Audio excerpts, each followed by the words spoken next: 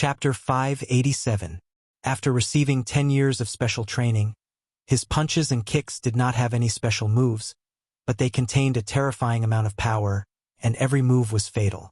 However, Gu Xingze was not a simple character.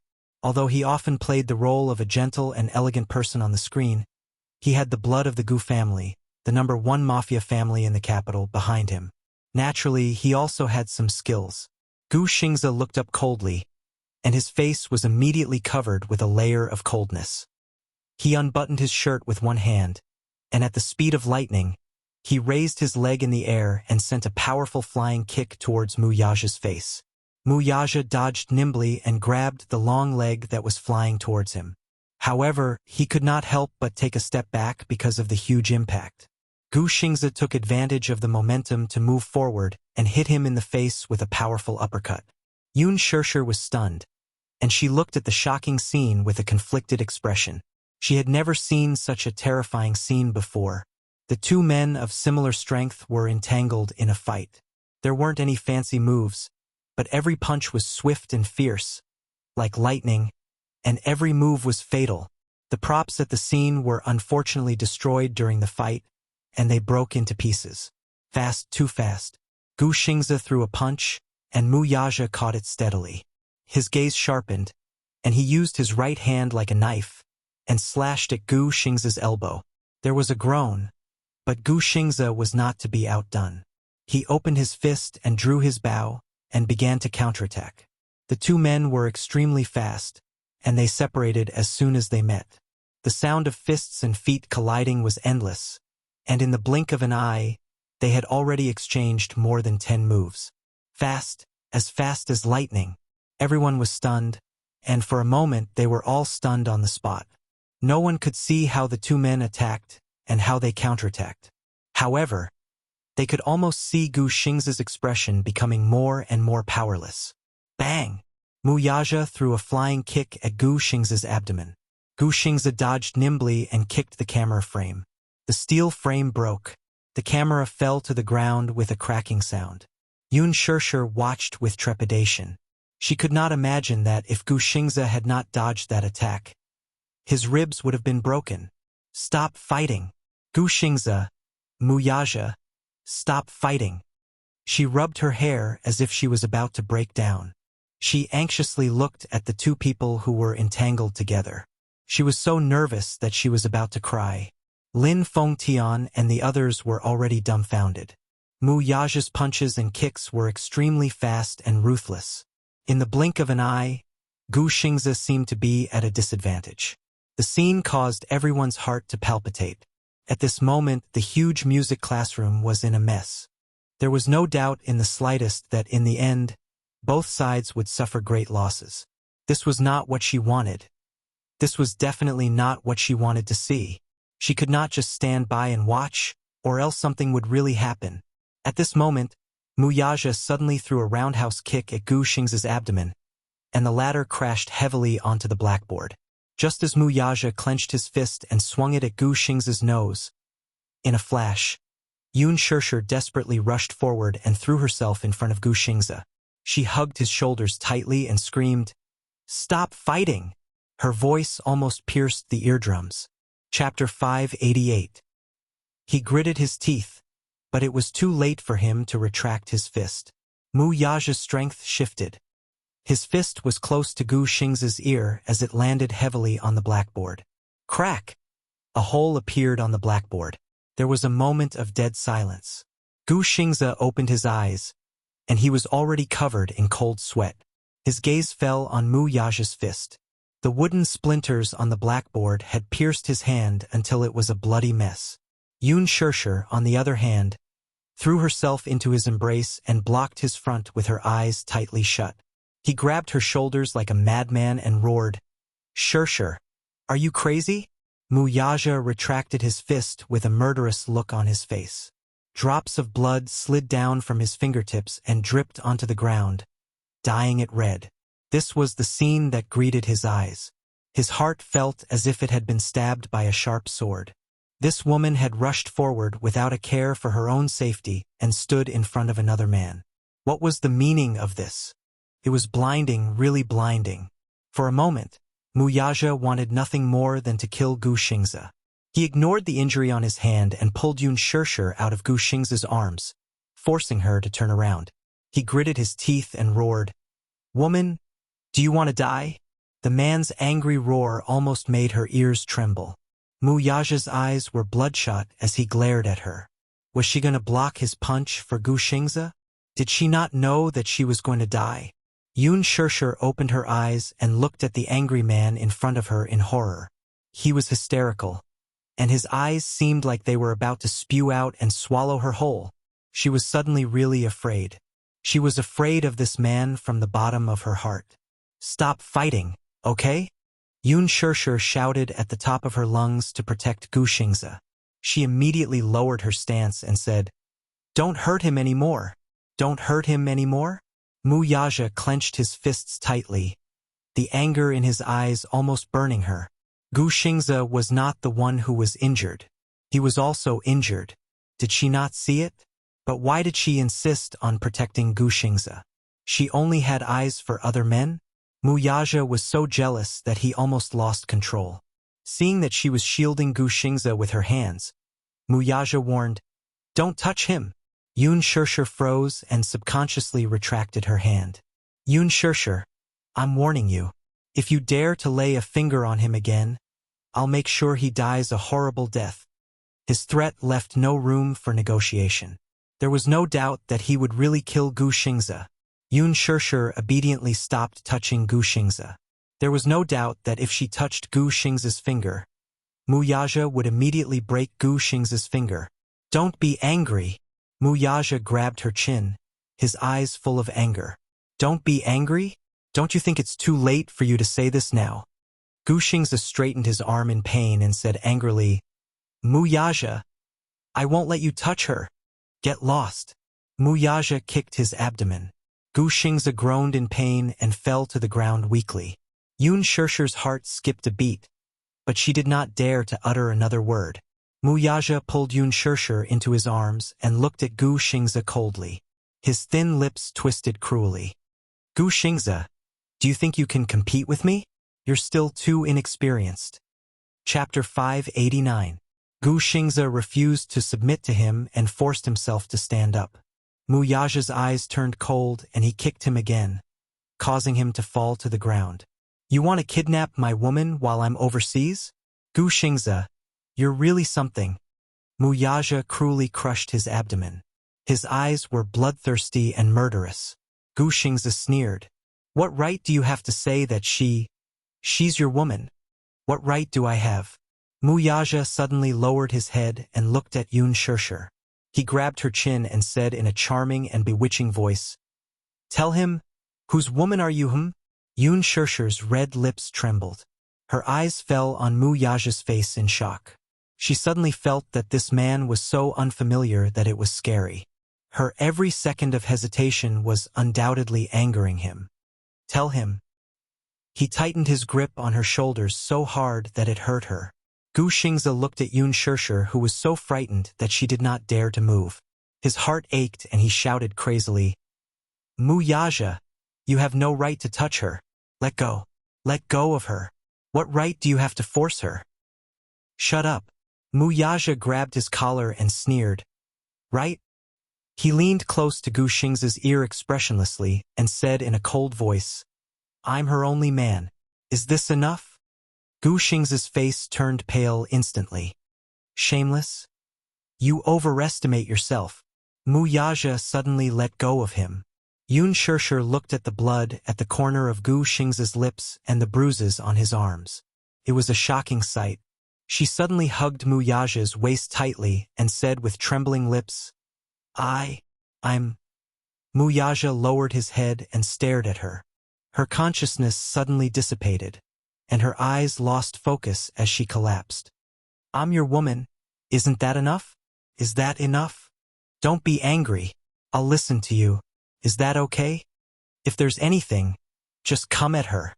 Don't hurt anyone else. It was all her fault. Don't hurt anyone anymore." She was scared. Gu Xingzi stared at her pale face. He was so distressed that he could not speak. "Shirshir. Enough, don't say any more. She bit her lip and looked at him. "Please, don't say any more," she cried out. "Don't beg him." Muyaja grabbed her wrist tightly. Yun Shirshir gritted her teeth in pain, almost suffocating. Gu Xingze looked at her forbearing expression, but the pain in his body intensified. Muyaja pulled Yun Shirshir into his arms and turned around to leave with her in his arms. Lin Fengtian looked at the man's back view as he left. His heart was in a mess for Yun Shirshir. Just as he was about to go forward, he saw Gu Xingze struggling to stand up and catch up with them. He slapped his thigh and chased after them. At the entrance, rows of black cars were parked at the intersection. Yun Shirshir's injuries were almost carried by him all the way to the sports car at the front. His steps were extremely fast, and his long legs were wide. She let him hug her pathetically and did not dare to struggle at all. She could clearly feel the anger that he was constantly suppressing. His eyes were bloodshot, and his handsome face was as tense as ice. This man was obviously very, very angry now. She did not even know what kind of fate awaited her next. Muyaja! The man stopped in his tracks, but he did not turn around. He only turned his face slightly and looked at her coldly. Chapter 590. Muyaja turned around slowly. Gu Xingze stood at the door, but he did not come over. Fair competition? Muyaja smiled sinisterly. You? Gu Xingze looked at Yun Shirshir, who was in his arms but had given up struggling. His heart ached. If you're just toying with her, please let her go. I don't believe that you can protect her and not let her be bullied. Muyaja's lips curled into a cold smirk as he ignored him. He carried Yun Shirshir, who had lost all strength to struggle in his arms, to the sports car, opened the door to the front passenger seat, and pushed her in. Yun Shirshir slumped weakly in her seat with her head bowed low. She bit her lower lip so hard that it almost tore through. Muyaja fastened her seatbelt and returned to the driver's seat expressionlessly. He stepped on the accelerator and the sports car roared as it sped away. Gu Xingze's breathing quickened as he watched the car disappear into the distance. His body went limp and he fell to his knees. How hateful! If he had not given up the position of the head of the Gu family, he would have had the ability to compete with him now. How could he lose to this man? Muyaja! Damn it! Lin Fengtian, who had just arrived, was shocked. He immediately ordered, "Someone, call a car." Xingze, are you okay?" The convertible sports car sped along. Along the way, it ran more than 10 red lights and did not stop. The car sped out of the city and onto the winding mountain road in the suburbs. Muyaja stepped on the accelerator and held the steering wheel tightly. He drifted around the corner and the car was going too fast. Yun Shirshir's breathing stiffened as she looked at the rapidly rising tachometer. Her heartbeat quickened. No matter how hard she tried to suppress it, she almost screamed when he accelerated around the corners. She could even see the sparks from the friction between the car and the fence from the rearview mirror. If there was even the slightest deviation, there was no doubt that the car would crash through the guardrail and fall down the mountain. The man was on the verge of losing control of his emotions. "Muyaja, are you crazy?" Her screams quickly drifted away in the wind. "Shut up." Muyaja stared straight ahead, his entire being emitting a cold aura. That taut, handsome face, those deep and cold eyes, constantly reminded her just how angry he was at this moment. The wind was howling on the mountain road. Due to the speed of the car, the wind was so strong that it hurt her cheeks as if they were being cut by a knife. The wind kept flowing into her nose, as if someone was ruthlessly choking her. It was almost suffocating. The speed of the car was so fast that the cliffs that flashed past outside the car were dazzling. Looking from afar, the neon lights of the mortal world were still thousands of miles away. The speed limit sign flashed in front of his eyes and was quickly left far behind. Below the guardrail was a cliff with no end in sight. If the car fell from here, it would definitely be smashed into smithereens. Is he crazy? Yun Shirshir turned her head and looked at him in panic. She was almost scared out of her wits by the terrifying speed of the car. 180 kilometers. 190 kilometers. Gosh, they were on a mountain road. The 30 speed limit sign kept reminding her of how dangerous the situation was. That's enough. Are you crazy? If this goes on, something will happen. Chapter 591. Wuxia did not even look at her as he looked straight ahead. At a bend, he suddenly turned the steering wheel and pulled the handbrake. The thick tires created a huge friction with the ground, causing smoke to rise. Due to the intense friction, the smell of burnt rubber filled her nostrils. Cough, cough, cough. She looked at the rearview mirror and saw the whites of the eyes floating behind the car. Her heart trembled with fear as she thought that the car was going to catch fire. Stop, stop. Are you worried about me? Wuxia asked her persistently. He did not stop there. Instead, he stepped on the accelerator even more unscrupulously and increased the speed of the car by another gear. It was so fast that her ears were about to go deaf. Stop. I beg you. Wuxia's body stiffened as she broke out in cold sweat. After a few drifts, her face was even paler than before. She clutched the seatbelt tightly and shut her eyes tightly. She did not dare to open them at all. Tell me, are you worried about me? Wuxia's face was tense as he forced her to answer him. The next drift made a loud and ear-piercing sound of friction. The car drove straight to the end of the cliff and was about to crash down the cliff. I'm worried about you. Enough. Stop. Wuxia screamed at the top of her lungs. Wuxia stepped on the brakes expressionlessly.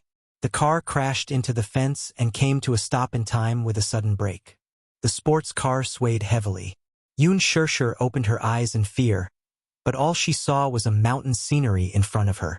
From the corner of her eyes, she saw that the car was almost lying at the end of the cliff. Half of the front of the car was almost hanging above the cliff. If she looked down, she would be in the air. If she had not braked in time, the sports car would have crashed into the fence and crashed down. What was this? Was he trying to scare her?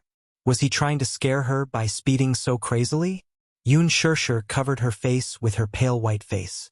Her breathing was rapid and she was on the verge of breaking down. Wuxia, I hate you.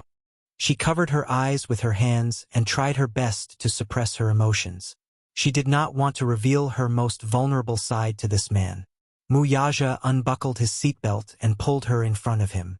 He fiercely ordered, I order you to take back your words. Wuxia's eyes widened in shock as she stared at him in disbelief. Sometimes, this man's heartlessness was chilling. Wuxia, I advise you not to try to anger me. Wuxia looked down at her terrified face and said coldly, Take back what you just said. All right, I'll take it back. Wuxia's voice was hoarse as she sobbed. His cold gaze suddenly landed on her delicate pink lips, and his eyes narrowed dangerously.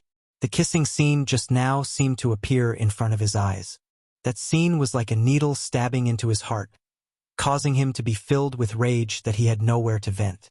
Wuxia swallowed hard and carefully moved away. Wuxia, however, reached out and pulled her into his embrace. Lifting her chin with his hand, he stared coldly at her face as his slender fingers rubbed against her lips repeatedly. It seemed like he was using force to wipe away some marks on it. It was so strong that Wuxia's lips turned pale. He kissed here. Wuxia was stunned. Her pink lips trembled as she slowly nodded her head. He rubbed his fingertips hard, trying to wipe away any breath that Guxingza had left on her lips. It seemed like it wasn't thorough enough. Chapter 592. He suddenly lowered his head and covered her lips with his thin lips. His tongue traced the outline of her lips as he seriously and carefully licked her lips. Then, he bit down hard and pressed his lips against hers. Why? You seem to like him a lot? Wuxia shook her head hurriedly. She had never had any thoughts about Guxingza. Wuxia sneered sinisterly and bit down hard on the corner of her lips. Wuxia was in so much pain that she wanted to dodge backward, but he pressed her down with his arm and pressed her even closer to him. Then don't let him touch you. His lips were gloomy and there was a strong sense of gloominess. Wuxia's eyelashes fluttered, but she saw that the man's eyes were suddenly filled with coldness. Remember, you're my woman. So I don't like my woman being touched by anyone. Even if it's work, I won't allow it. Yun Shirshir's voice trembled as she said, I know. I won't do it again. There won't be a next time. He warned her again, but there was no room for negotiation. Wuxia turned around and suddenly reversed the car to a safe zone. The moment the car landed safely, Yun Shirshir's tensed heart seemed to have landed on the ground. When they returned to the flat ground, Yun Shirshir quickly unbuckled her seatbelt and pushed open the door to get out of the car. Her legs gave way and she fell to the ground, clutching her chest. She had been speeding all the way, and it was as if her internal organs had been turned upside down. It was extremely uncomfortable. She patted her chest hard and felt like vomiting. However, when she reached her throat, she felt a surge of acid. At the same time that her heart ached, tears flowed out of her eyes. She was in an extremely sorry state. Wuxia slowly pushed open the door and got out of the car. He turned around and looked at her. Walk over. When Yun Shirshir heard the footsteps behind her, she jumped up from the ground in shock. She looked at him warily and kept retreating. The cold wind of the mountain range was extremely cold.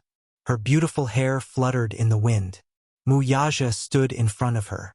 His tall figure was like a wallpaper, and his black shirt almost blended into the darkness of the night. The lights of the sports car were dazzling.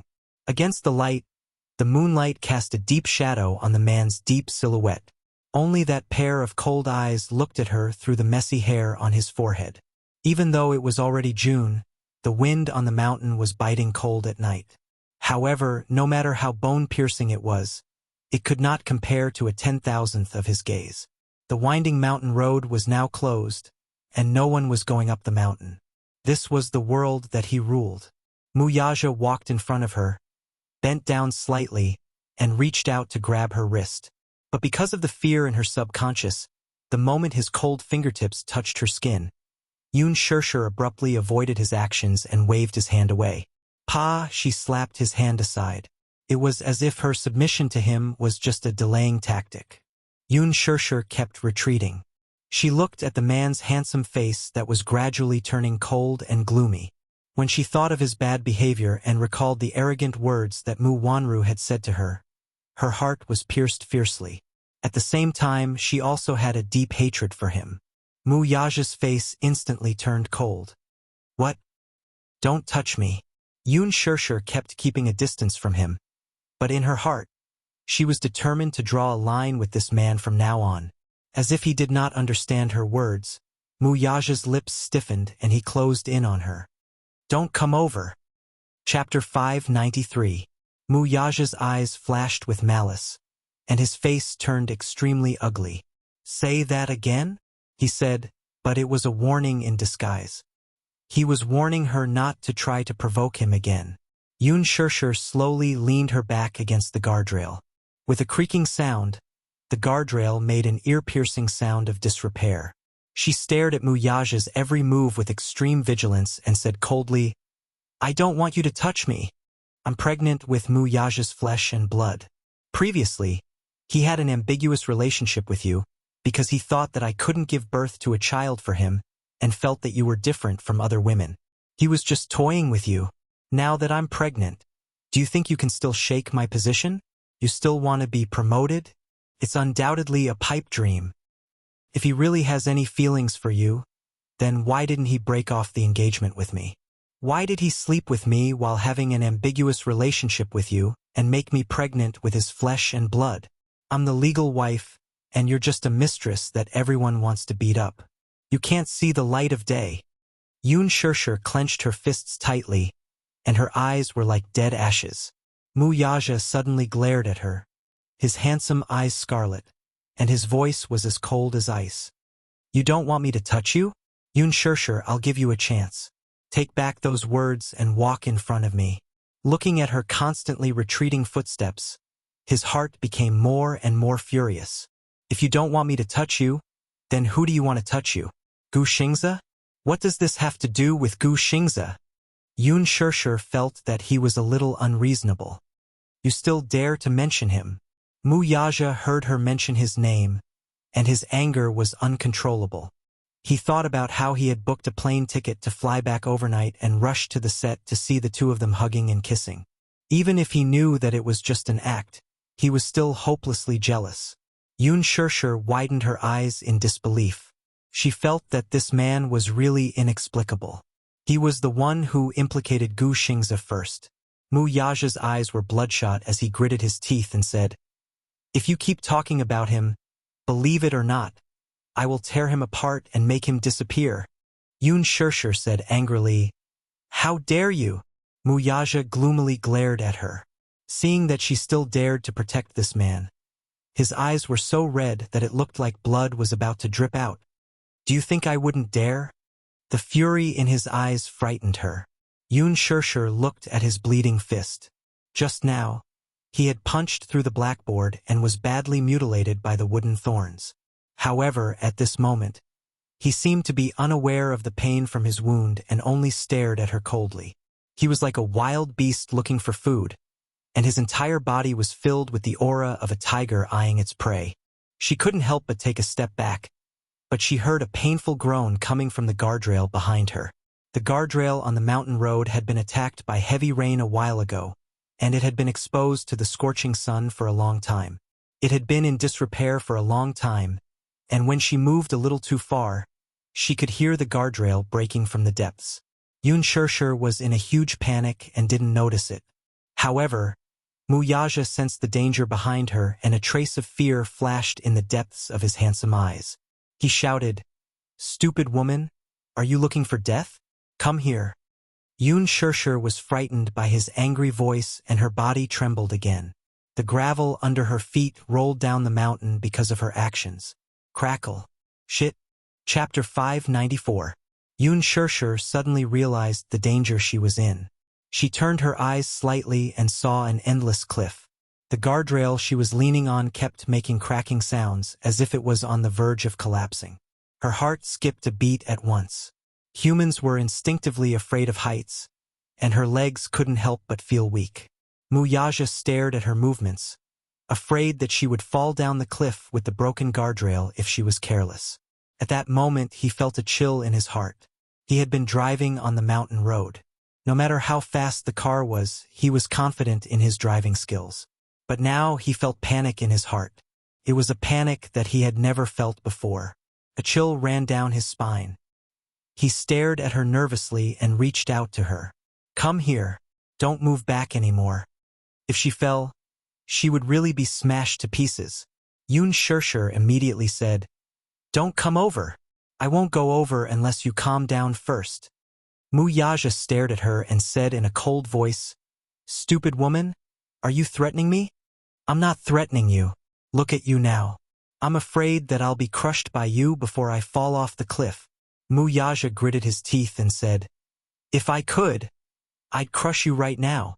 Yun Shirshir trembled and sneered, "Then I'd rather jump down than be crushed to death by you. You dare." Mu Yaja roared. Yun Shirshir bit her lips. "Do you think I don't dare?" Mu Yaja clenched his fists so tightly that his knuckles creaked eerily. It was as if he was trying to restrain himself. "All right, I'll calm down." Even if he knew that this woman was threatening him, Yun Shirshir looked at the redness in his eyes and suddenly bit her lips. In the end, she forced herself to calm down and said calmly, "Mu Yaja, promise me something. What's the condition?" Mu Yaja asked, but his eyes were fixed on her feet. He was prepared for the moment she was in danger of falling off the cliff and was silently calculating the distance between him and her. "Let's not be in contact anymore." Yun Shirshir gritted her teeth and tried to suppress the sourness and pain in her heart. "Let me go? Let you go."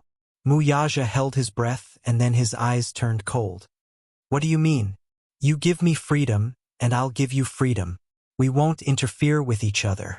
Isn't that good?" Yun Shirshir smiled bitterly. "Let me go."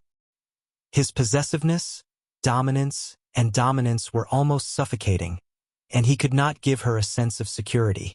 Perhaps relationships were tiring to begin with. She didn't want to bear it anymore. Mu Yaja stared at her without blinking. "Reason? There's no reason. I just hate you," Yun Shirshir said calmly. "I hate your dominance. I hate your arrogance. And I hate your self-assertion even more." My life has never been peaceful since I met you. Isn't that reason enough? Wuxia stared at her. The emotions in his eyes changed rapidly, but they were unfathomable. Suddenly, 3 words were forced out from between his lips. I agree. Chapter 595. Yun Shirshir slowly straightened her body and walked towards Wuxia. However, when she was halfway there, she saw Wuxia suddenly rushing towards her. He grabbed her wrist and pulled her into his embrace. It was a terrifying force. Yun Shirshir could see the uncharacteristic panic on his tense and handsome face. Was he worried about her?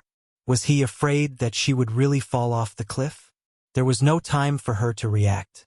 Under the huge inertia, the 2 of them fell onto the hood of the sports car.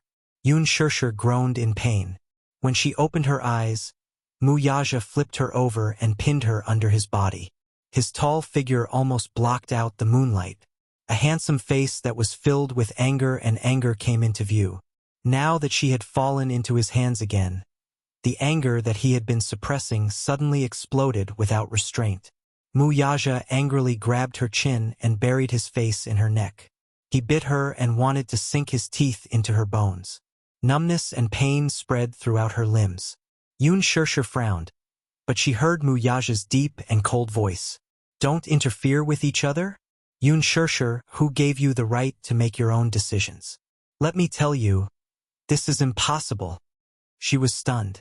Wuxia looked up and held the back of her neck with one hand, forcing her to look at his face. Listen to me clearly. It's your business whether you want me or not. It's my business whether I want you or not. You have no right to interfere. You! Yun Shirshir was so angry that she was at a loss for words. I want you for sure. Wuxia glared at her. Don't tell me that you and I belong in 2 different worlds. Yun Shirshir, listen carefully.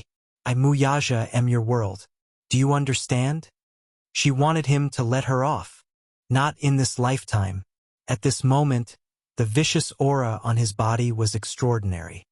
His fingers that were pinching her chin were filled with strength, as if he wanted to ruthlessly crush her bones. Not allowing her to escape, he stared into her eyes. Now, it's your turn to answer my question. Wuxia asked coldly.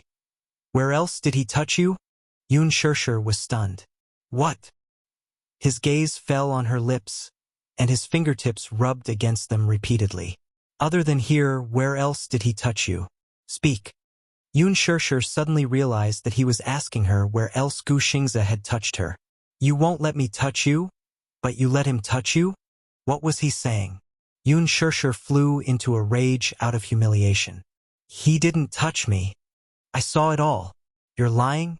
Wuxia looked at her lips that were as red as blood because of his ravaging, and his eyes were filled with anger.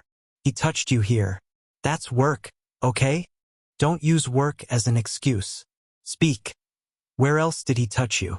Wuxia lifted a strand of her hair, and a fragrant scent wafted over. He questioned, Did he touch you here? Yun Shirshir shook her head, and her eyes were filled with shock. She was frightened by the man's almost paranoid possessiveness. What about here? His fingertips caressed her soft waist. Yun Shirshir still shook her head. Wuxia, that's enough. Not enough. Wuxia reached his hand under her skirt, searching for her whereabouts. His cold fingertips and his touch made her shudder. Yun Shirshir, do you know? Chapter 596. Needless to say, Wuxia had always been arrogant and would not tolerate any trespass on his territory. There was no doubt that he, too, regarded her as his territory's property. Hence, he gave Lin Fengtian an ultimatum. He forbade Yun Shirshir from touching any member of the opposite sex in the production team, even if it was necessary for work. He was serious, he was not joking. Previously, when he flew straight to London for the acquisition project and left the country for half a month, he did think of bringing her with him. However, he knew that with Yun Shirshir's character, she would not leave you behind to follow him overseas. He did not say anything either. He had always respected her to the greatest extent. During the 10-odd days abroad, other than being busy with the acquisition project, he had been thinking about her all the time. He missed her crazily. It was as if he had gone mad. He had always been as arrogant as a king, never allowing himself to lower his head or compromise with anyone. He also did not allow himself to be restrained in any way. Alas, he seemed to have lost. He was actually crazy about a woman? It was unbelievable. He even had a trace of suspicion. Could it be that this woman had cast some kind of bewitching spell on him? Otherwise, why would he only want her? In the past, he did not care about marriage at all. Marriage was a grave? He did not think so. Marriage to him was not essential. It was just a way to tie up benefits in the Vanity Fair. For a wealthy family like the Mu family, it was beneath them to tie them down with marriage. However, his marriage was not up to him to decide. He would marry whoever Mu Shang liked. It didn't matter who his wife was. The marriage contract didn't mean anything to him at all. She seemed to want a family, though. During the few days in London, he seriously considered it. Since she liked him, she wanted a stable family. Did she not always want a family? Then he would give her a family, so that she would not be homeless and have no one to rely on. He did not care whether she liked him or not. He did not care whether she wanted him or not. He wanted to add Mu Yaja's name to her life, stroke by stroke. He had always been an extremely stubborn man. He was in the past and even more so now. Either he did not want her or he did not care. Or he wanted her forever. The woman that he had set his mind on. No one, no matter what, could erase this person from his obsession. What did she do, though? She blacklisted his number. He thought that something had happened to her, so he rushed back to the country anxiously. When he entered the set, he saw this scene. He saw this woman holding another man and kissing him with a gentleness he had never seen before. From his angle, he could see the love and unconcealable love on her face. At that moment, his anger began to build up. Even if this was just an act, he was so jealous that he wanted nothing more than to tear Gu Xingzi to shreds. But this woman defended him again and again. She even disregarded the danger and stood in front of this man. What about him? Indifference, rejection, resistance, and even hysterically told him not to touch her. Very well, very well. Mu Yaja stared intently at her face, his eyes flashing with coldness. Yun Shirshir stared at him in shock. Her back was pressed against the hot hood of the car. The scorching sensation was similar to Mu Yaja's anger at this moment. Chapter 597. When they returned to the villa, Mu Yaja carried Yun Shirshir up expressionlessly. She struggled in his arms, but she couldn't resist at all. His arms were so strong and steady. Just the fact that he could smash through a blackboard with a single punch was enough to prove his strength. She raised her head, but could only see his proud jawline, which was tense and frozen. Along the way, the servants kept avoiding them in fear. They had always been good at reading people's expressions. Young master didn't look good. They were afraid that they wouldn't be able to avoid him in time and would be implicated. Mu Yaja carried her into the bathroom in the master bedroom and placed her in the bathtub. Yun Shirshir's body was quickly submerged in the warm water. The bathtub was huge. It was 1 meter deep, 3 meters wide, and 5 meters long. Its capacity was shockingly large. Her body had just been thrown into the water, and the water quickly covered her head. Her body quickly sank into the water droplets. The warm water suddenly flowed into her nose, lips, and teeth. Yun Shirshir was caught off guard and choked on a mouthful of water. When she struggled to surface, Mu Yaja stood in front of the bathtub and sized her up expressionlessly. She was still wearing the set's clothes. She was wearing a middle school student uniform with a white shirt and an aqua blue pleated skirt. Her clothes were wet from the water and clung tightly to her body, ironing the curves of her exquisite body. Her white shirt was soaked in water, and her underwear could be vaguely seen. Her beautiful body was exposed to the air. But at this moment, she looked a little disheveled. Yun Shirshir stood there helplessly. Her face was half angry and half aggrieved. Her misty eyes glared at him angrily. Mu Yaja's heart ached a little. He couldn't help but want to pull her into his arms. His handsome eyes swept over her, landing on her 2 jade-like collarbones, her bright white skin, and her pair of jade-like legs. His eyes heated up. But when he thought of that dazzling scene, when he thought of her lips, wrists, and body that Gu Xingze had touched, the thought of her being tainted by another man, he couldn't control his anger, and his sharp gaze was like a sword that wanted to pierce through her body. He then said, "Wash it clean. Wash away all the places where that man touched you." With that, he slammed the door and left. Yun Shirshir stared blankly at his back as he slammed the door and left. Bang! The violent slamming of the door seemed to shake the entire bathroom. His icy-cold gaze just now had undoubtedly pierced her. Did he think she was dirty? Was he complaining that she had been touched by someone else? But nothing had happened between her and Gu Xingze. He asked her to wash herself clean, but what about him? Could he clean every inch of his body that Mu Wanru had touched? Since he wanted her to be clean, fine, then she would do as he wished. Muyaja walked to the bar counter and opened a bottle of Lafite. He took a sip of the fragrant wine. He forced himself not to think about it, but he still couldn't control his emotions. Bang! He smashed the wine glass on the floor. It was as if he could only vent his anger by doing so, but it didn't seem to be enough to vent his anger. He waved his hand and swept a row of classic red wine on the table onto the floor, making a mess. Immediately, a servant came forward in fear and cleaned up the wreckage on the floor. Muyaja sat on the sofa for a full hour, but he didn't see her come out of the bathroom. Chapter 598. The moment he opened the door, he saw Yun Shirshir completely submerged in the bathtub. The bathtub was filled with foam, and her body was wrapped in a thick layer of foam. He felt as though a huge burden had been lifted off his shoulders. However, he immediately clenched his jaw and walked over with a heavy expression. "Have you washed yourself clean?" Yun Shirshir only cared about lowering her head and scrubbing her body vigorously. Her face was numb, and he didn't know how long she had been scrubbing like this. She used all her strength every time she scrubbed, as though she couldn't wait to scrape off a layer of skin.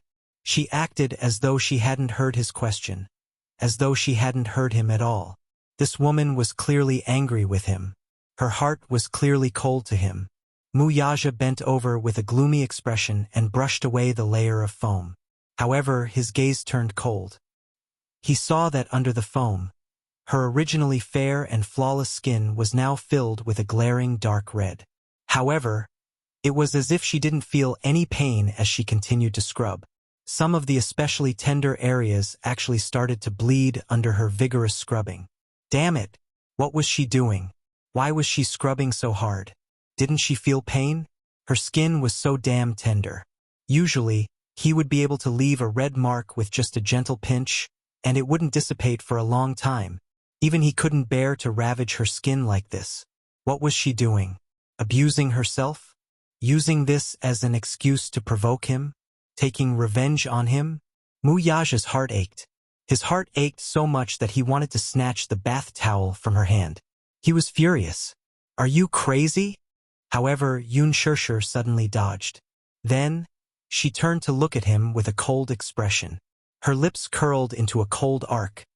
"What did I do wrong again?" Muyaja furrowed his brows. However, he saw her fling the bath towel covered in foam onto him. The flying foam splattered onto his tense and gloomy face.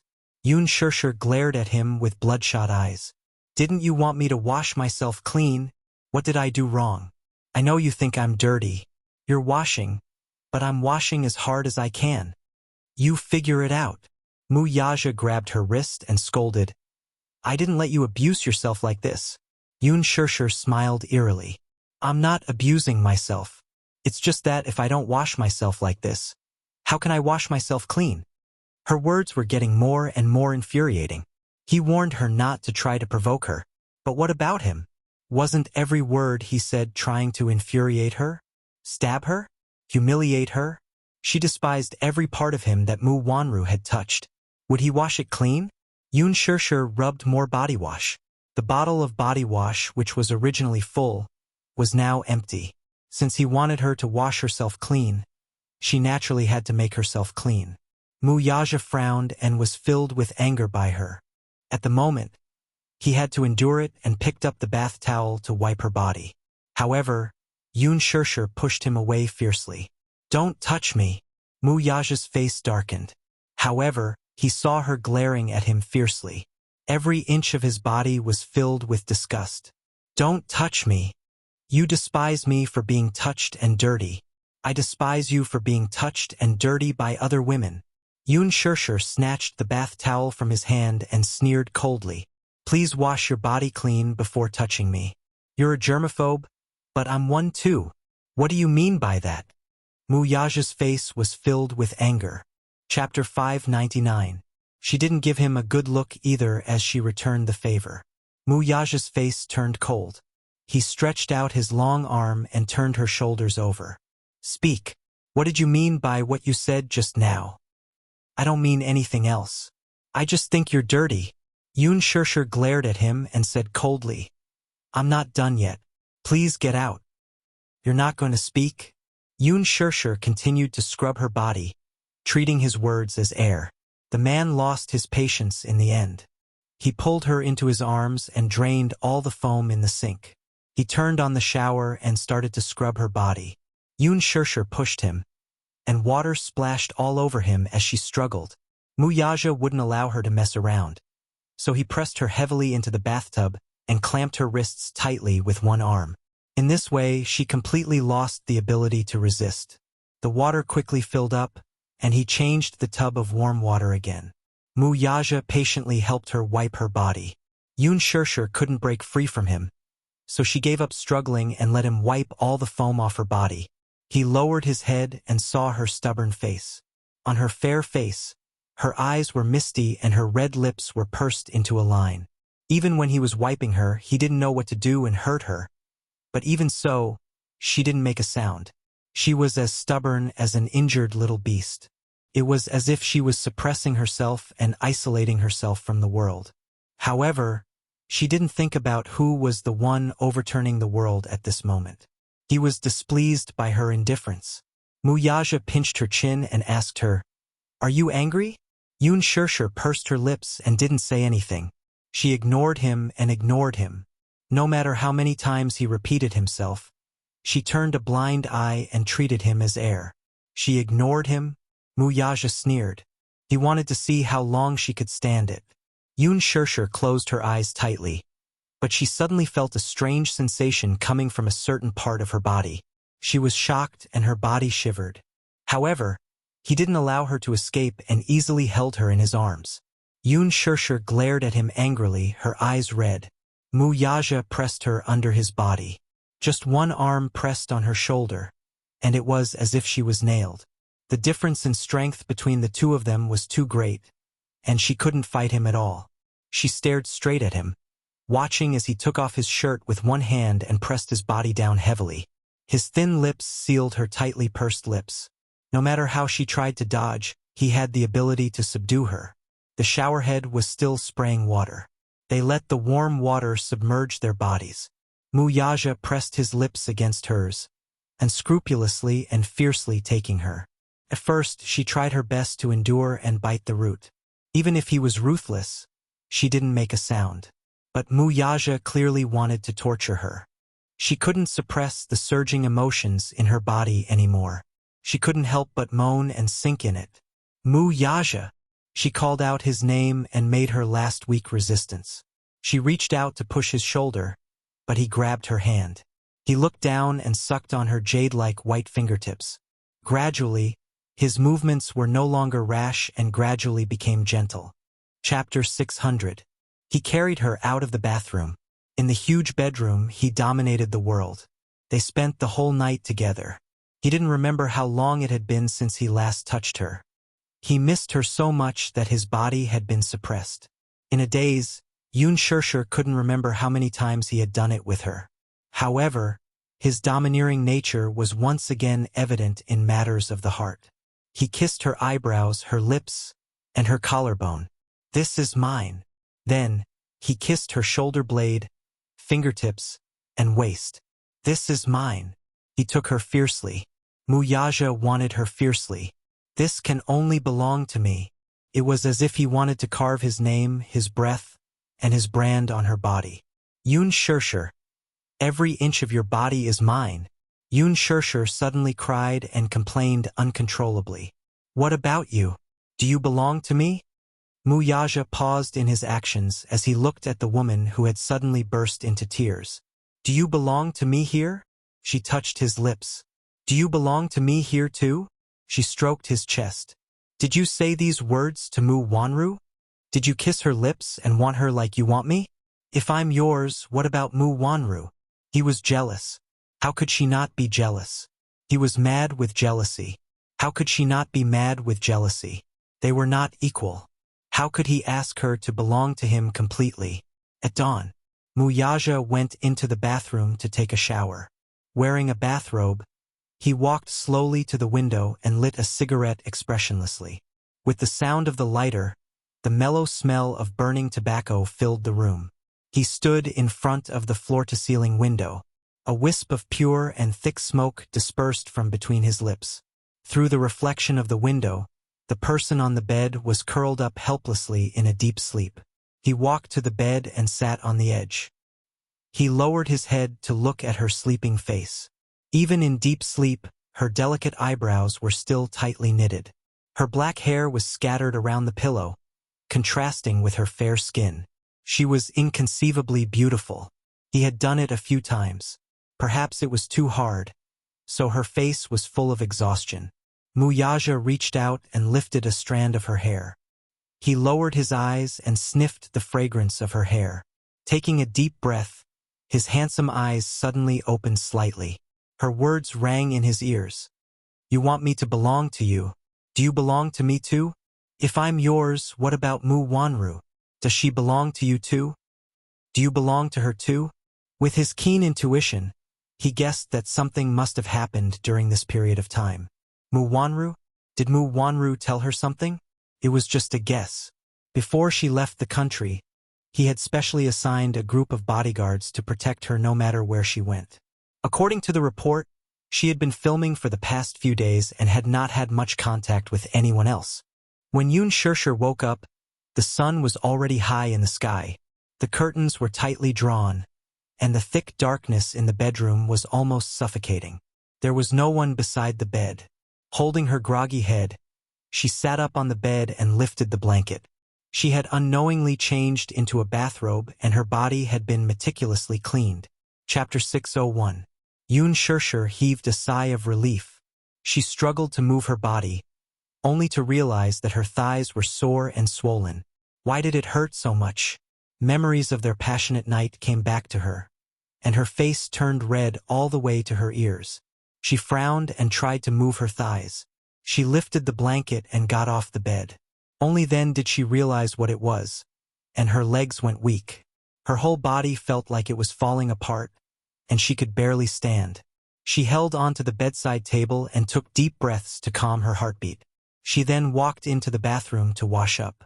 From the corner of her eye, she caught a glimpse of the red hickeys on the back of her neck in the mirror. She lifted the collar of her bathrobe and saw that her collarbone and body were covered in crisscrossing hickeys. It was a ghastly sight. This man was extraordinarily domineering in bed. After Yun Shirshir got dressed and washed up, she opened the bedroom door. Outside the door, a row of servants stood respectfully and reverently, their expressions respectful. Miss Yun, good morning. Their simultaneous greetings gave her a fright. Yun Shirshir was stunned for a moment. She looked around and saw a row of uniformed servants standing by the door with respectful and courteous smiles on their faces. You all. Yun Shirshir put her hands behind her back uneasily. She subconsciously clutched her collar in an attempt to cover up the hickeys he had left on her body. Young master has gone out. Lunch is ready for you. Sitting at the dining table, Yun Shirshir looked at the sumptuous spread on the table. Even though it looked, smelled, and tasted good, she was not in the mood to taste it. It was as if she was chewing on wax. The Mu family. Mu Yaja had just entered the house when he saw Mu Shang sitting on a chair with a cane.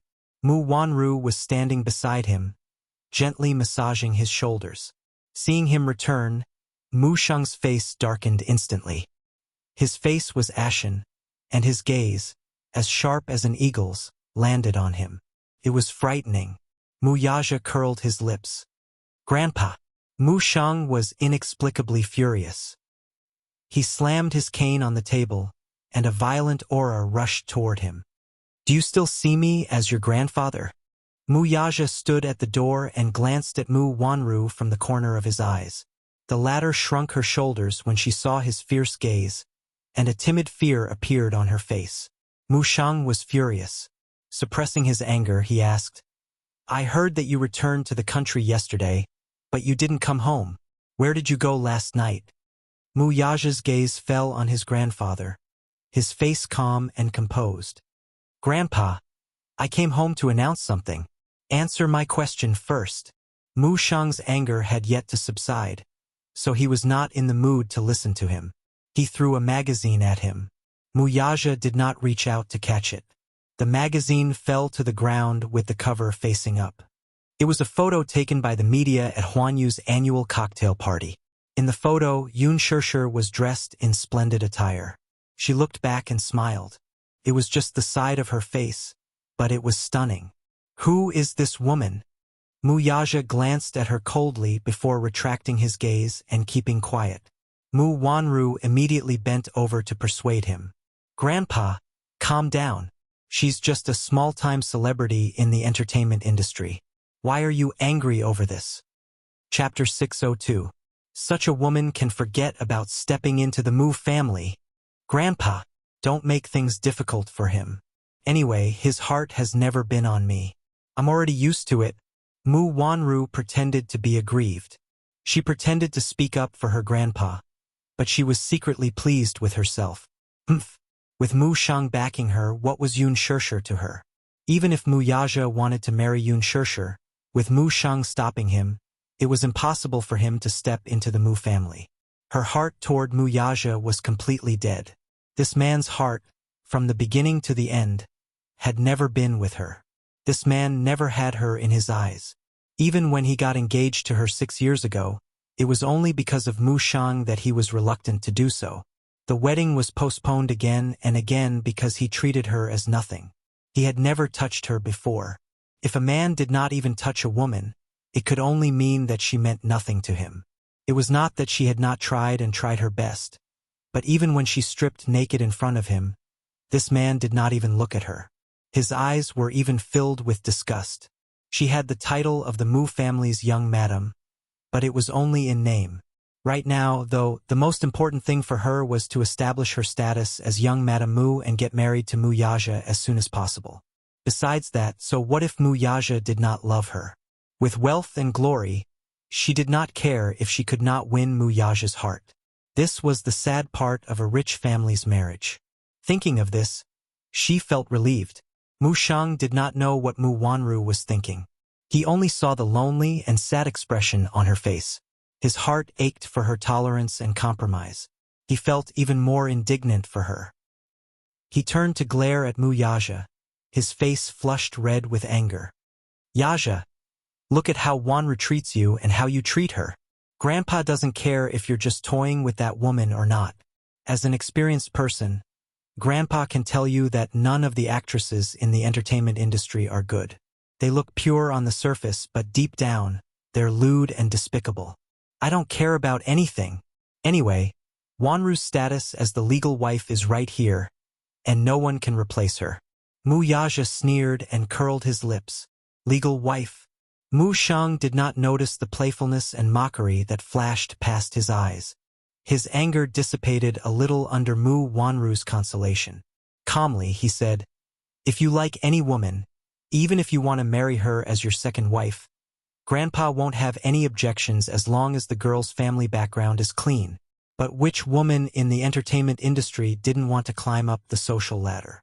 Even if she marries into the Mu family as a concubine, I will never allow it." Climb the social ladder? Yun Shishir needed to be rich? Mu Yaja even suspected that if he let Yun Shishir marry into the Mu family, her precious son might not even care about the Mu family. A 7-year-old child controlled the world's #1 toy empire. Just as he said, this child was not as simple as he thought. You might not even care about the Mu family. Yun Tianyo's arrogant words still rang in his ears. "Mu Yaja, let me tell you, Mommy is a treasure in my heart. If you want to dote on my mommy, you must do so legitimately. Chapter 603. Yun Shirshir, on the other hand, wanted a family. Then he would give them a family. A family of 4 with him, her, and 2 children. His son was more outstanding than him. At a young age, he already had a net worth of hundreds of millions. The Mu family was nothing to him. Mu Yaja's thin lips parted slightly, and his words were as cold as ice. "Grandpa, I think you're mistaken about something." Hearing him speak, the old man was baffled. His eagle-like eyes narrowed as a strange feeling arose in his heart. "What do you mean? What did I get wrong?" "This woman will be my wife, the future young mistress of the Mu family, and the woman I've set my mind on." "What?"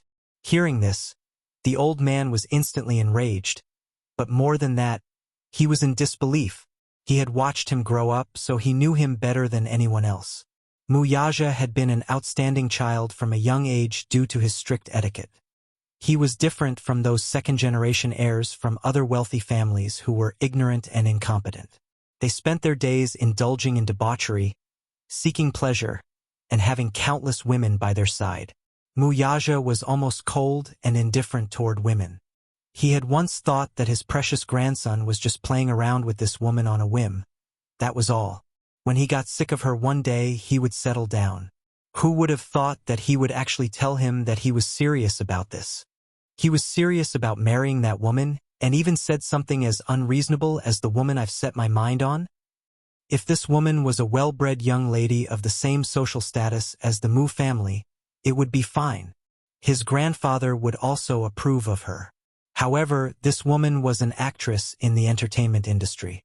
Such a woman had no right to step through the Mu family's doors. A ruthless look surfaced on the old man's face. He glared coldly at Mu Yaja and bellowed, "How dare you? Are you ignoring Grandpa's words? Didn't I tell you before that such a woman can forget about stepping through the Mu family's doors? Did you not take Grandpa's words to heart?" Mu Wanru was the first to interrupt him. "Grandpa, don't be angry. You know it too. Which woman in the entertainment industry wasn't good at scheming?" He was very shrewd. Some women were born to be good at seducing men. She was the reincarnation of a vixen. At most, Aja was just on a whim. Even if he wants to marry that woman and make her his concubine, I will agree. Mu Shang retorted angrily. "Agree to what? Wanru, it's not that Grandpa wants to scold you. But why are you so heartless? If such a woman marries into the Mu family, it's obvious that she's here to compete with you. You've always been pure and innocent. Do you want Grandpa to watch you scheme against another woman? You don't care about yourself, but Grandpa cares about you." Mu Wanru smiled shyly and mumbled, "But Aja likes that woman, doesn't he? There was nothing he could do about it. I also hope that he can dote on me more, but feelings can't be forced." Mu Yaja's handsome eyes narrowed as his gaze landed on Mu Wanru. She was born with an extremely pleasing mouth. Her words were sweeter than honey and could coax the old man into submission. It was no wonder that he doted on her so much, to the point of doting on her to the bone. She usually put in a lot of effort into him. Chapter 604. Just like the other old people, he lacked companionship and protection. He was usually busy with work and rarely came home to accompany him. For some reason, Shaoi Chen was not close to the old man. Hence, the person who spent the most time with him was Mu Wanru. Mu Wanru had spent a lot of effort on him. He arranged for her to be the HR director of Dishing Group and a core member of the board of directors. She could be said to be second only to one person in the Mu group. Even if she was busy with work, she would end her work early and rush back to accompany him. Could be said that he was very dependent on Mu Wanru. Perhaps it was because he missed Mu Wanru so much that he was sick, but he was almost morbidly attached to her. His health was deteriorating day by day, and he had to take a lot of medicine every day. As he got older and was troubled by his illness, his temper flared up. When his illness acted up, he would be unusually irritable, and no one could persuade him. Only when Mu Wanru was by his side, coaxing and lying, would the old man be willing to take the medicine. Mu Wanru's soft and coquettish words were very effective on Grandpa Mu. It was obvious that he was completely under her control. Mu Yaja's eyes darkened. and his lips curled into a cold smile. Hence, when he heard Mu Wanru's pretense of generosity and grievance, he was even more furious. He slammed the table and bellowed, "What do you mean by like? Does this chap know what like is? Is marriage based on like enough? Wanru, don't worry. Even if this chap insists on bringing that woman into the Mu family, as long as Grandpa is around, I won't sit back and do nothing. Grandpa is on your side. I'll definitely stand up for you." Mu Wanru's watery eyes were smiling, but she was helpless. "Grandpa, Grandpa, I have something to announce to you when I'm back." "What's the matter?" Mu Shang grumpily asked. Muyaja slowly walked to the sofa and sat down. His body sank slightly into the sofa, and his posture was as leisurely and arrogant as an overlord. His slender legs were elegantly crossed. His handsome eyes were slightly opened, and cold words escaped from his lips. "I want to break off the engagement with Wanru." "What?" Mu Shang's face drained of color when he heard that. He slammed the table and stood up in disbelief. "What did you just say?" "I said it very clearly just now. I want to break off the engagement with her."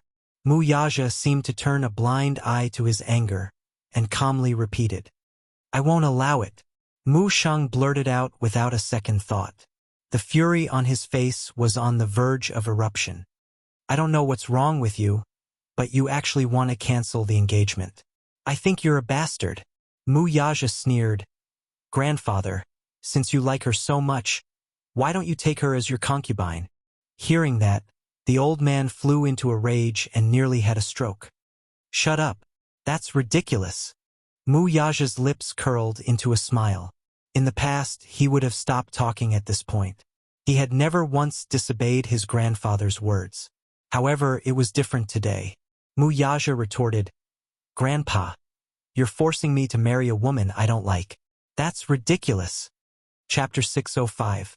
This brat had clearly grown up and was no longer putting him, his grandfather, in his eyes. He actually dared to say that he wanted to annul the engagement. Mu Shang supported himself on the table as he glared at him furiously. This engagement was set by him, and no one was allowed to annul it. Even his most beloved grandson was not allowed to do so. Mu Yaja raised his eyes and met his grandfather's expressionless gaze.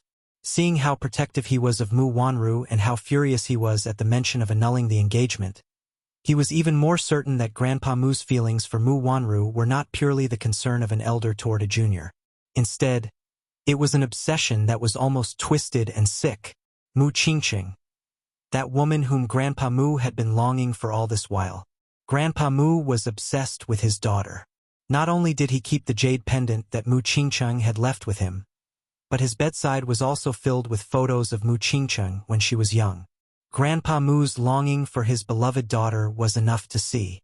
Mu Yaja did not know what kind of woman Mu Qingqing was. His father and even Grandpa Mu were obsessed with her. It was rumored that Mu Lianqing, who was Mu Yaja's father, also had feelings for Mu Qingqing. As for Mu Qingqing, the capital's #1 singer, he had once pursued her passionately. Alas, Mu Shang cut off all his thoughts about Mu Qingqing. At that time, Mu Lianqing already had a marriage alliance with the capital's Jiang family's daughter. This marriage alliance was of utmost importance to the Mu group. More importantly, Mu Shang was very conservative and had a strong prejudice against singers. Naturally, he did not agree to Mu Lianqing marrying this woman. Mu Lianqing had no choice but to compromise. He proposed a condition, which was for Mu Shang to acknowledge Mu Qingqing as his adopted daughter. Mu Shang agreed to it immediately. Mu Qingqing became the Mu family's adopted daughter as a matter of course. At that time, many wealthy families in the capital coveted Mu Qingqing. Her beauty and talent were undeniable. Initially, Mu Shang did not like Mu Qingqing and did not give her any face. But Mu Qingqing remembered the Mu family's kindness to her. She was grateful to the Mu family. Hence, she served him well in all matters, big or small. Gradually, he developed feelings for her other than kinship. He had fallen in love with this pretty girl from the bottom of his heart. He loved Mu Qingqing to the bone, and a perverted possessiveness grew in his heart. Whenever Mu Qingqing got too close to any man, he would fly into a rage and fly into a rage. Later on, Mu Shang wanted to take Mu Qingqing in as his fourth wife. This decision caused the entire Mu family to be shocked. It also scared Mu Qingqing. She only had filial piety for him and nothing else. Alas, he wished for her to stay by his side and serve him forever. Mu Lianqing was the first to object, and the relationship between the father and son became strained. In the end, they became enemies. Just then, Mu Qingqing stood up and told him that she already had a man in her heart. The two of them were in love and she was already pregnant with his child at that time. Hearing this, Mu Shang flew into a rage and ordered her to abort the child. She refused to comply and left the Mu family that very night, disappearing without a trace. Chapter 606. In fact, that was not the case. The truth he found out was that, in order to find Mu Qingqing, Mu Shang did not hesitate to turn the capital upside down. He sent a large number of men and even mobilized the military to track down Mu Wanru's whereabouts. He ordered, Mu Qingqing wants to see a living person. Leave no children alive. Cut the weeds and dig up the roots. The Mu family was determined not to leave any bastards alive. Mu Qingqing was unfortunately involved in a car accident to avoid the pursuit of the men sent by Mu Shang. Her car flipped off a cliff and she died. A beautiful woman died an untimely death. Her two children, on the other hand, disappeared without a trace. No one knew if they were alive, and no one knew if they were dead or alive. When he learned of Mu Qingqing's death, Mu Shang was heartbroken. The pain of losing his beloved daughter was so excruciating that he fell ill. For 5 whole years, he was bedridden, absent-minded, and depressed. It was only when he recovered from his illness that he thought that since Mu Wanru was no longer around, he should at least find his 2 children. 15 years ago, due to a freak combination of factors, Mu Wanru was brought back to the Mu family by Mu Shang. He truly doted on her just like how he doted on Mu Wanru back then. However, this doting was not so pure. When they were young, Mu Yaja happened to pass by the living room and saw Mu Wanru taking an afternoon nap on the sofa. Mu Shang sat by the sofa and watched her quietly. From time to time, he would brush away her messy hair and caress her cheeks with his old fingers. His eyes were fixed on her face. It was as if he could see Mu Qingqing's shadow through Mu Wanru. The love and gentleness on his face revealed a hint of morbid distortion. He lowered his head and kissed Mu Wanru on the lips. Mu Yaja knew in his heart that the reason why Mu Shang arranged this marriage was because his obsession and lovesickness for Mu Wanru was in his bones. At first, he did not care much about his marriage. He thought that marriage was nothing more than a formality, and anyone could do it. Now, however, he had his own obsession. He was determined to call off the engagement. Mu Yaja no longer looked at Mu Shang's ruthless face. Instead, he slowly stood up. His lips curled into a disdainful smile. "Grandpa, no matter what you think, I've made up my mind.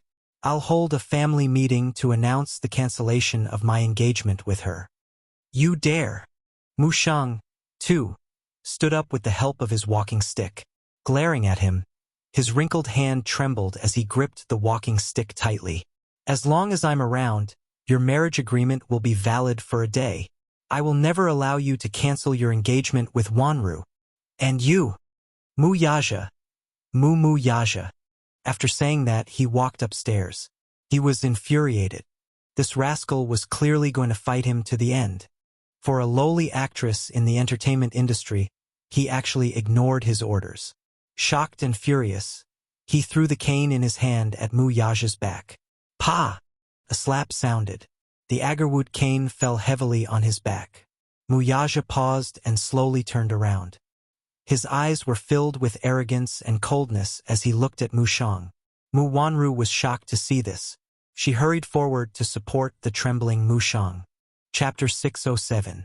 His majestic and powerful words reverberated in the spacious main hall. Even Mu Wanru could not help but be shocked. Grandpa Mu was actually threatening Mu Yaja with the inheritance of the Mu family's head. While Mu Wanru was shocked, she was also secretly pleased with herself. Grandpa Mu's love for her made her even more fearless. The corners of Mu Yaja's eyes narrowed when he heard this. Yes, how could he forget? When Grandpa Mu announced this marriage, he also announced that he would be the successor of the Mu family's head. How could he forget that the reason he was able to obtain the right of inheritance was not because of how outstanding he was? It was completely established on this engagement. The only reason he agreed to this marriage was because Grandpa Mu had openly promised him that if he were to get married to Mu Wanru, he would give him the inheritance of the Mu family's head. Needless to say, this was very tempting to him. The Mu clan was a big clan, but its internal affairs were complicated. There were too many interests involved. It would not be an exaggeration to describe the Mu family as a royal family in ancient times. Putting aside the Mu family's side branches and his illegitimate children, the old man had 3 wives. These 3 wives were very capable and gave birth to 5 sons and 3 daughters for him. At that time, among the 5 sons, the old man was most satisfied with Mu Lianjue, who was from the 3rd wife. Be it in terms of means, ability, or charisma, Mu Lianjue was the most outstanding among the 5 sons and the most promising candidate to inherit the Mu family's head. Alas, the old man was very particular about the distinction between the legitimate son and the concubine. No matter how outstanding Mu Lianjue was and how much he admired him, he was still a concubine's son. He felt that a concubine's son would not be able to enter the Hall of Elegance. Since ancient times, there was no reason for a concubine's son to inherit the family's head. Mu Lianqing was the legitimate son. Although he was not as outstanding as Mu Lianjue in all aspects, he was still a candidate for the family's head due to his status as a legitimate son. It was just that this Mu Lianqing was about to take over the Mu clan's authority. But he passed away at such a young age. As a result, the position of the Mu clan's patriarch had always been empty. As for the Mu group's authority, it had always been in Mu Sheng's hands. However, he was getting on in years, and he had yet to choose a successor, which inevitably caused internal strife within the family.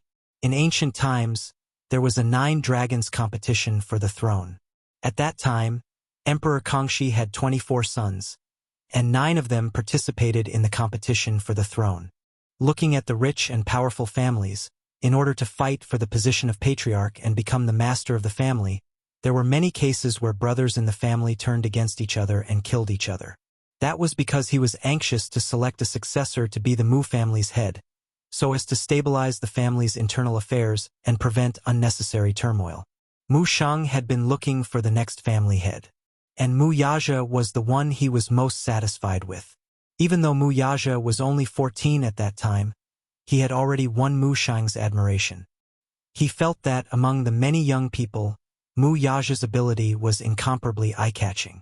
At that time, the young Mu Yaja was also eager to obtain the right to be the Mu family's head, so as to stabilize his position in the family. Mu Lianqing passed away early, leaving behind an orphan and a widow. Mu Yaja was only 14 years old, but he was already well-versed in the rich and powerful families. If he did not have authority, he would only be bullied without being able to retaliate. Chapter 608. Hence, Mu Yaja silently agreed to this marriage. Hence, he became the sole successor of the Mu family. He entered the Mu group at the age of 18. Ever since he took over the reins of the Mu group at the age of 20 and took over the position as Dishing Financial Group's CEO, 9 years of hardships had entrenched his power. The huge Dishing Group was now completely under his control. If he were to leave, the huge Mu Group would probably collapse overnight. Without him, Dishing would only become a wasteland. Now, Mu Sheng was actually threatening him with the inheritance rights? What a joke. Did Mu Sheng really think that he would care about the Mu family's inheritance rights now? He was no longer the Mu Yaja of 15 years ago. He turned around and fixed his gaze on Mu Sheng. His eyes were bone-chilling and cold. Just as Mu Sheng thought that he would compromise and retract his rebellious words, he heard Mu Yaja's lips curl up expressionlessly. Arrogant and cold words escaped from his lips. You can give the Mu family's inheritance rights to whoever you want. Mu Sheng's face darkened when he heard this. What did you say? I've made myself very clear. Mu Yaja smiled. His tone was laced with mockery. Grandpa is indeed getting old. I'm afraid that my ears are not working well anymore. Unfilial son. You've really grown up. Mu Sheng was infuriated by his son's words. He clutched his chest tightly as anger surged in his chest. Are you really going to give up your inheritance rights for a despicable woman? Are you really going to give up everything for her, even if it means giving up your inheritance rights and losing everything? Mu Yaja sneered, dismissing his ridiculous words. The Mu group will lose everything if it loses me. Mu Sheng's murky eyes narrowed dangerously. This lad is really arrogant. Mu Sheng narrowed his eyes. He had always known his grandson's character. He was incomparably arrogant and would never take any threats seriously. However, in the end, he was still too young, too arrogant, and even somewhat ignorant of the immensity of heaven and earth. Did he really think that the huge Mu group would become a pile of loose sand without him? Clearly, the old man did not buy it. However, the old man was still shocked by Mu Yaja's arrogant words. This kid, at such a young age, had far more courage than he had in the past. Unknowingly, he had already become a figure that could not be underestimated. The younger generation would surpass the older. Even if he didn't believe it, he still had to carefully weigh how much power this kid had. Mu Sheng's face darkened. He was not serious with his earlier words and did not intend to remove him from the family head's position. He was merely trying to scare the lad, but he did not expect the latter to be so insolent and lose his confidence instead. Mu Yaja suddenly said in a deep voice, "Also, Grandpa, please be clear that she's not a despicable woman. She's the woman that I, Mu Yaja, have set my eyes on." After a pause, his cold and mocking gaze landed on Mu Wanru, who had a complicated expression on her face. He coldly retorted, "Compared to her, Grandpa, you want me to marry a woman of unknown origin. Don't you think this is the most ridiculous thing?" Chapter 609. Isn't that the case? Grandpa, are you so sure that this woman is the one you're looking for? Mu Yaja's face instantly turned cold. His gaze landed on Mu Wanru's pale face and his lips curled into a mocking smile. Take a closer look at her. How is she similar to the woman you're longing for? Mu Wanru's heart sank as she looked at Mu Yaja's cold expression. She had always been good at reading people's expressions. With just one look, she knew that this man had lost his patience with her. Hearing this, Mu Sheng followed Mu Yaja's gaze to Mu Wanru's face. His gaze was probing and scrutinizing. The blatant suspicion in his eyes made Mu Wanru's face turn pale. She subconsciously took a step back in fright. Clutching her clothes, she called out weakly and helplessly, "Grandpa." Her innocent and pitiful eyes brought him back to his senses. He immediately denied it. Impossible. She's Qingqing's daughter. She had done 2 consecutive paternity tests, and the results proved that she was Mu Qingqing's daughter. So what if her features were not similar? This did not constitute evidence. Mu Yaja sneered. Just as he was about to speak, Mu Wanru gently interrupted him. "Grandpa." She pursed her lips and walked to him with a lonely and helpless expression. Holding his hand, she said sadly, "Since he wants to cancel the engagement with me, how can I force him? He doesn't have me in his heart, so it's fine to cancel the engagement. Anyway, I only want to be by Grandpa's side for the rest of my life. Grandpa, please don't chase me away. I can't bear to part with Grandpa. I only want to be by your side. It's just that." Halfway through her words, she lowered her eyelashes in incomparable sadness. Her hand slowly moved to her flat lower abdomen, and her lips couldn't help but tremble slightly in sadness. When Mu Sheng saw this, he thought that she was upset over Mu Yaja's annulment. He felt guilty and heartache at the same time. Just as his hand touched the back of her hand, 2 streams of tears rolled down her cheeks and dripped onto the withered back of his hand, wetting it. "What's wrong?" he asked in a panic. "Grandpa, what should I do? What about the baby in my belly?" Mu Wanru suddenly gritted her teeth and made up her mind. Then, she pretended to break down and cried bitterly. "What should I do with my child?" Mu Sheng was taken aback, and a puzzled look surfaced on his face. What's with the child she was talking about? Mu Yaja narrowed his eyes. His deep gaze followed Mu Wanru's movements and landed on her flat stomach. For a moment, he didn't know what this woman was up to. Mu Wanru was in agony. Tears streamed down her face and her throat was choked with sobs. She said in a trembling voice, "Grandpa, I only just found out about it. I didn't dare to believe it at first. But after checking, I found out that I only found out about the good news today. I wanted to tell you today, but..." Mu Wanru suddenly raised her tear-stained face and looked sadly at Mu Yaja. Her eyes were filled with disappointment and heartbreak. "Aja doesn't want me anymore. It's fine if he doesn't want me anymore. But does he not want the child in my belly, too?" With a boom, Mu Sheng's mind went blank as if a white light had exploded. She was pregnant. Could it be that she was pregnant with Mu Yaja's child? Mu Yaja's eyes widened at her words, and his face turned cold. Chapter 6:10. Could it be that she was pregnant with Mu Yaja's child? Mu Sheng immediately grasped Mu Wanru's wrist tightly as he looked at Mu Yaja in shock and suspicion. Wasn't this child congenitally infertile? Why was she now saying that she was pregnant with his child? Mu Yaja was stunned when he heard this. His eyes widened slightly as his face turned cold. What trick was this woman playing with him? Pregnant. He didn't remember ever laying a finger on her. "Hence," he said in disgust, "Mu Wanru, don't put on airs." "I'm not."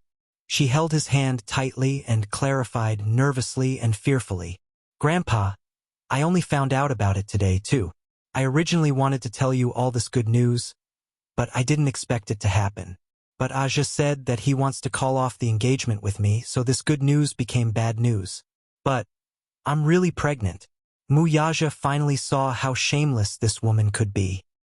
He suddenly recalled that when he was having sex with that little woman last night, she suddenly lost control and questioned him.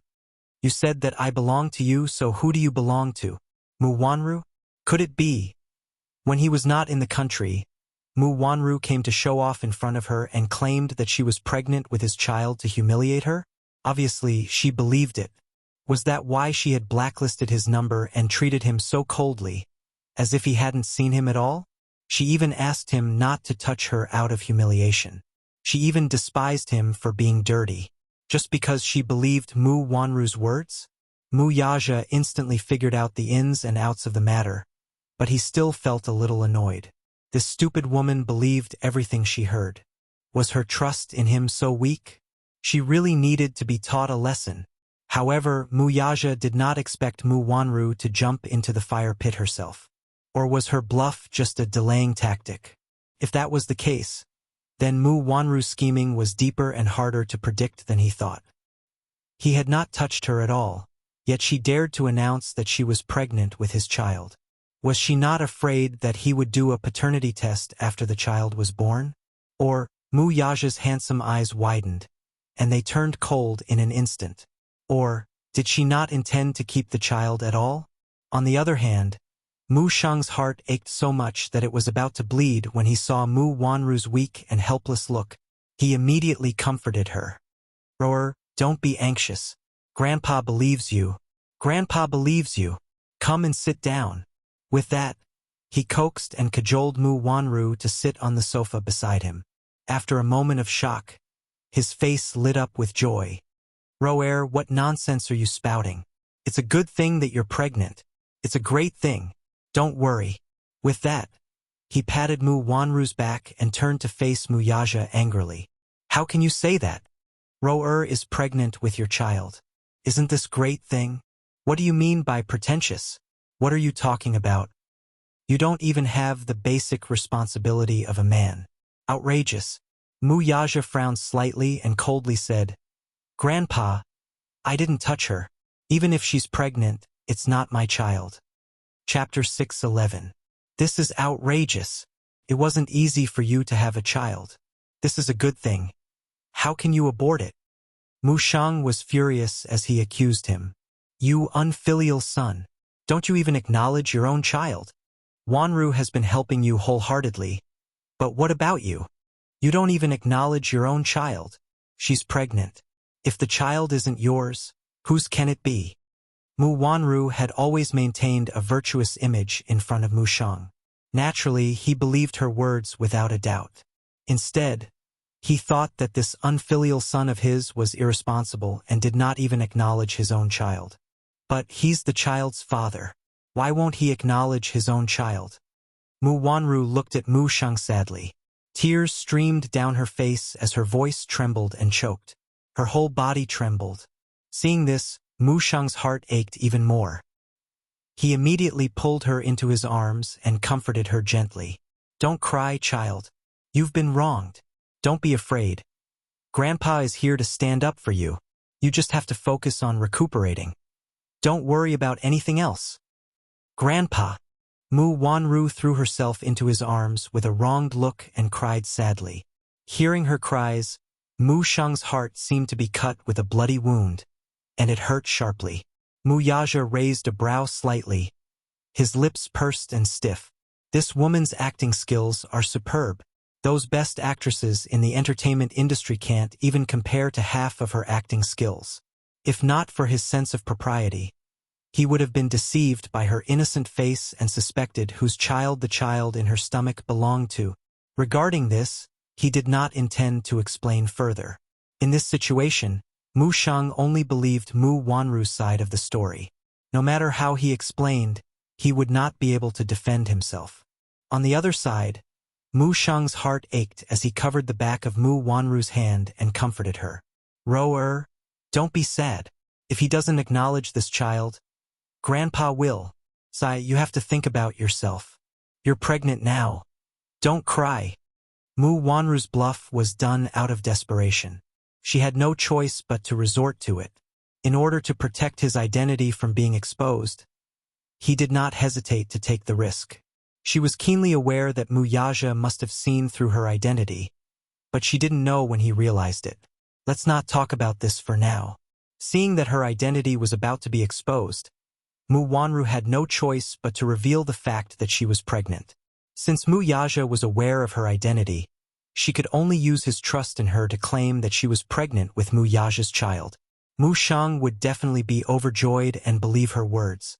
He would then arrange her marriage with Mu Yaja as soon as possible. Once the wedding was completed, she would officially become the young madam of the Mu family. Then everything would be much easier to handle. She was not afraid of Mu Yaja's denial. Compared to him, Mu Shang would definitely believe her words more. Even if they had to do a DNA test, Mu Wanru would not be afraid or guilty. Previously, she had seriously calculated the time of her pregnancy. It had only been 5 weeks since she had sex with Aaron. That was during her safe period, so it was impossible for her to have conceived at that time. Hence, according to the world's judgment, she estimated that she was about 3.5 weeks pregnant. Chapter 6:12. A paternity test was not something he could do just because he wanted to. Even if he insisted on having her undergo an amniocentesis, Mu Shang would not agree to it. This was because the amniocentesis needed to be done under mature conditions. If it was done too early, there was a high risk of miscarriage. Usually, amniocentesis could only be done after 3 months of pregnancy. Mu Shang had always valued the Mu family's bloodline, so naturally, he would not allow it so easily. With his protection, she could ensure her safety for at least 2 months. This meant that she still had 2 months. 2 months later, she had plenty of ways to let nature take its course for her miscarriage. By then, as long as she acted quickly, Mu Yaja would be helpless even if he wanted to prove that the child was not his. It was as she had expected. Mu Yaja stood on the escalator and watched this farce from above. She heard him say coldly, "Won't the truth be out if the child is mine after a paternity test?" Mu Wanru raised her head and said righteously, "Fine, I'll do it with you. If you want to do a paternity test with me, then I'll do it with you. This way I can prove my innocence." She met his cold gaze without a trace of guilt or panic on her face. To a certain extent, this was undoubtedly a provocation. Mu Yaja's eyes darkened, but he heard Mu Shang cut her off sternly. No! The third madam had undergone an amniocentesis before, so he knew very well that it was quite dangerous for the fetus and could easily lead to a miscarriage. He slammed the table and stood up, scolding Mu Yaja. "This is outrageous. Can the child still be saved if we do an amniocentesis now? Are you crazy?" "Grandpa, I'm fine, since he wants to verify if the child in my womb is his. then let him verify it. I have a clear conscience, anyway, Mu Wanru immediately said from the side. Mu Sheng said helplessly, Silly Ro Air, you don't understand at all. You're just pregnant. How can you do an amniocentesis? I'm afraid it'll be difficult to keep the child.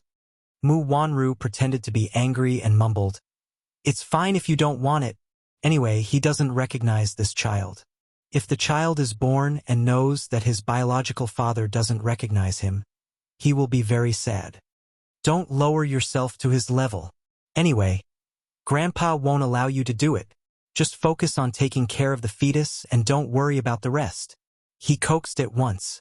Mu Wanru wiped the tears from the corner of her eyes with a square handkerchief. Her head hung low, but at an angle where the old man could not see. Her lips curled into a sinister smile. Mu Yaja did not miss the sinister smirk on her face. The man frowned, but then he thought of something and his thin lips suddenly curled up coldly. He seemed to know who this child belonged to. He had to admit that this woman was very thoughtful. She was meticulous in everything, no matter how big or small. She didn't leave out any clues. Presumably, this was just her stalling tactic. After these 3 months, she would definitely quietly create an accident so that the child in her belly would naturally be aborted, wouldn't she? But this woman was still too naive. He had long expected this. 6 years ago, when they got engaged, Mu Shang urged him to get married as soon as possible. The old man did not want to delay their wedding too much. He wholeheartedly hoped that the two would get married and have children as soon as possible so that the Mu family could flourish. Chapter 613.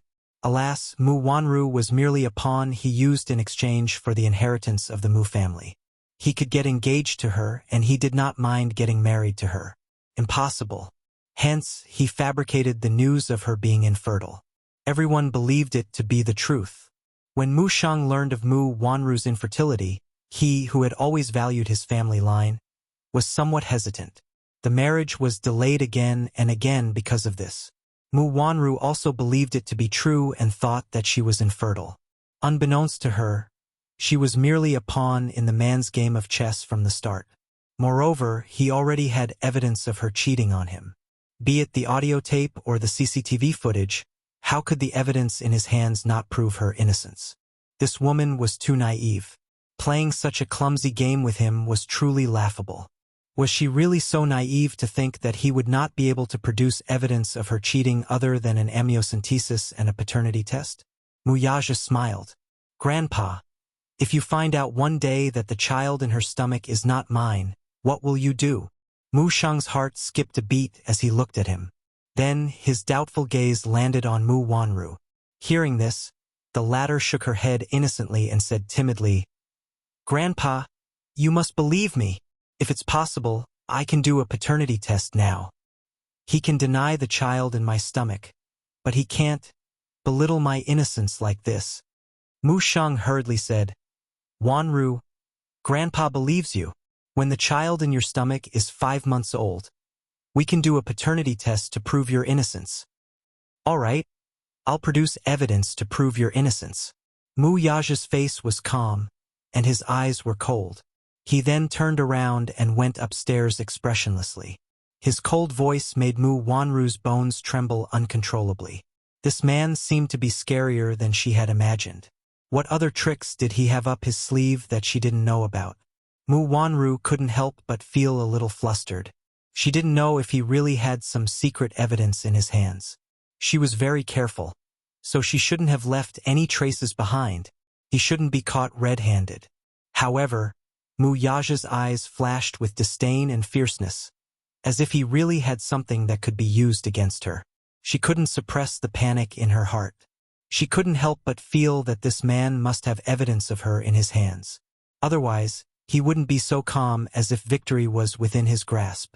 Ever since she said that she was pregnant, his face had never revealed a look of surprise. It was as if he had expected this. Could it be that he knew she could get pregnant? Thinking of this possibility, Mu Wanru couldn't help but break out in cold sweat. Regarding her diagnosis of infertility 6 years ago, there were still a lot of doubts. It was very strange. She had never believed that it was impossible for her to conceive. Could it be that, This man was the one behind this matter. Thinking of this, Mu Wanru instantly broke out in cold sweat. Her lips trembled uncontrollably from immense fear. Mu Sheng touched her hand and felt that her fingertips were extremely cold.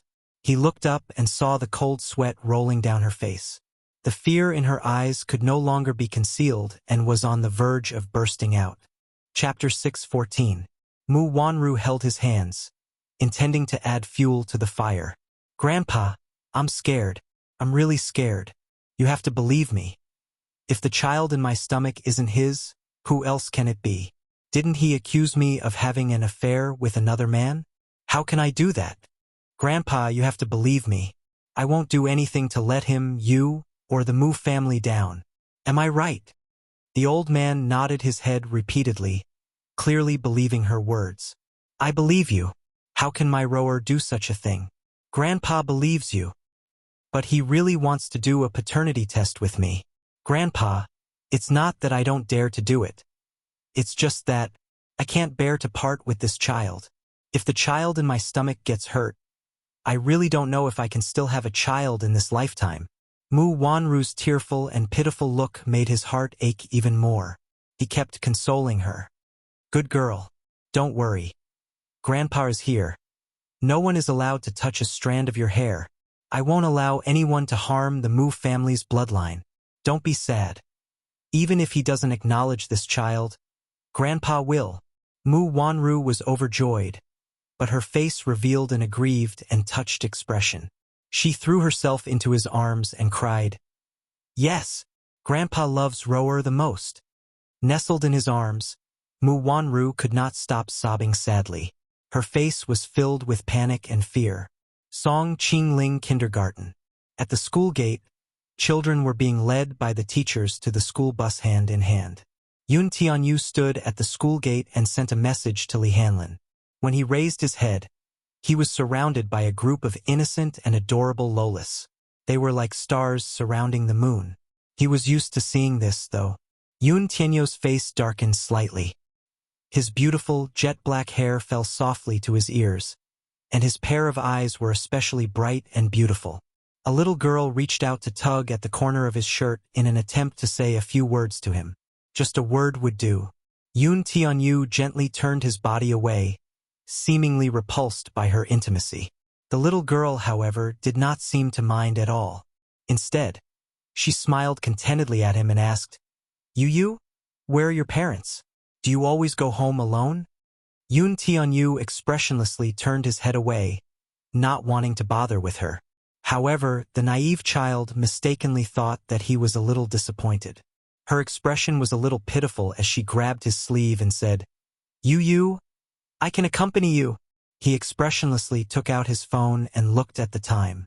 So slow. Did Li Hanlin's car break down on the road? The little fangirls behind him were still chattering around him. He couldn't help but have a dull headache. Thus, he turned to look at the innocent little girl and ordered her to leave. Don't stand beside me. How annoying. He had already been tortured by them for an entire day. They couldn't even spare him after school. A bunch of kids who couldn't even count on their fingers when it came to addition and subtraction. How could they communicate with each other when their IQs were not even on the same channel? Yu was the little Prince Charming in the kindergarten. Not only the little girls, but even the teachers from other classes would often run to the classroom door and look at him through the window as if they were fangirls. Aya, so cute. If I can have such a cute baby, I'll be so happy. Chapter 6:15. TSK, how annoying. It was like a rare animal being watched all day long. It was really annoying. What was it about his mommy saving the universe in her past life? His mommy was the woman he loved the most in the world. Even if his mommy was not a Superman who saved the world in her past life, she was still the one he loved the most. Just as the pitiful little munchkin was being pestered by a bunch of fangirls, a hero finally came to save him on a rainbow cloud. A flashy Bugatti Veyron sports car stopped at the school gate. When Li Hanlin got out of the car, the cool sports car instantly attracted a round of exclamations from the passers-by. Oh God! Bugatti Veyron. This is a limited edition sports car. It's very expensive. I've seen it in a magazine. This sports car is worth tens of millions. Oh God, this is my first time seeing a real car. The flashy luxury car attracted the attention of the passers-by. Many of them took out their phones to take short videos and post them to their friends. Some of them had only seen sports cars in magazines and had never seen Li Hanlin's limited edition sports car, which cost tens of millions, which was flown over from the supercar kingdom. Yun Tianyo's lips twitched. He was speechless as he looked at the passers-by who were touching the car and posing for selfies from time to time. Spotting the little lad's figure in the crowd, Li Hanlin immediately walked over to him in a fawning manner. "Director Yun, I'm late." Hee. Yun Tianyu glared at him in displeasure. Just as he was about to flare up, Li Hanlin, who seemed to know what he was going to say next, hurriedly kowtowed to him and begged for mercy. "Please don't deduct my salary. Director Yun, it's really hard to save money for a wife." You? Li Hanlin blinked his eyes and gave him a flattering smile. Yun Tianyu felt disgusted. "Enough. Give me a reason for being late, or else your bonus will be deducted." "Yes, I really have a reason for being late." Li Hanlin immediately defended himself. "Speak. I found out something today. Let me carry you to the car first, and then I'll tell you slowly." With that, Li Hanlin bent over and carried him into the car. There was a child safety seat in the front passenger seat specially prepared for him. "This thing is so childish. I'm not a child. I don't want to sit on it." Feeling wronged, Li Hanlin said, "Co Yun, there's nothing you can do if you don't want to. It's for your safety. Moreover, the country's law stipulates that children under the age of 8 must sit in the safety seat." Yun Tianyo's face was full of bitterness. That's right, he's not even 8 years old. In the car, Li Hanlin passed a stack of documents to him. Yun Tianyu took the documents and skimmed through them. His brows furrowed slightly. "You sent someone to tail Mu Wanru?" "Yes. We'll be on guard 24/7. "You've done well." Yun Tianyu gave him a rare compliment as his lips curled into a smile. "You'll get a raise this month." Li Hanlin immediately cheered. "Long live President Yun." Yun Tianyu lowered his head and flipped through a few more documents. His gaze suddenly landed on a pregnancy diagnosis report. He scanned it carefully and was startled. "This woman is pregnant?" "Yes." "How can that be?" Yun Tianyu asked suspiciously. "Isn't she congenitally infertile?" "I'm not sure about that." Li Hanlin paused for a moment and then sorted out the matter in detail. Mu Wanru purposely chose an unknown private hospital and bribed a gynecologist to do a pregnancy test to deceive others. Chapter 6:16. Pregnant. Yun Tianyu stared fixedly at the report. His gaze was as sharp as a sword, as if he wanted to pierce through the paper. How could this woman be pregnant? Didn't they say that she was congenitally unable to conceive?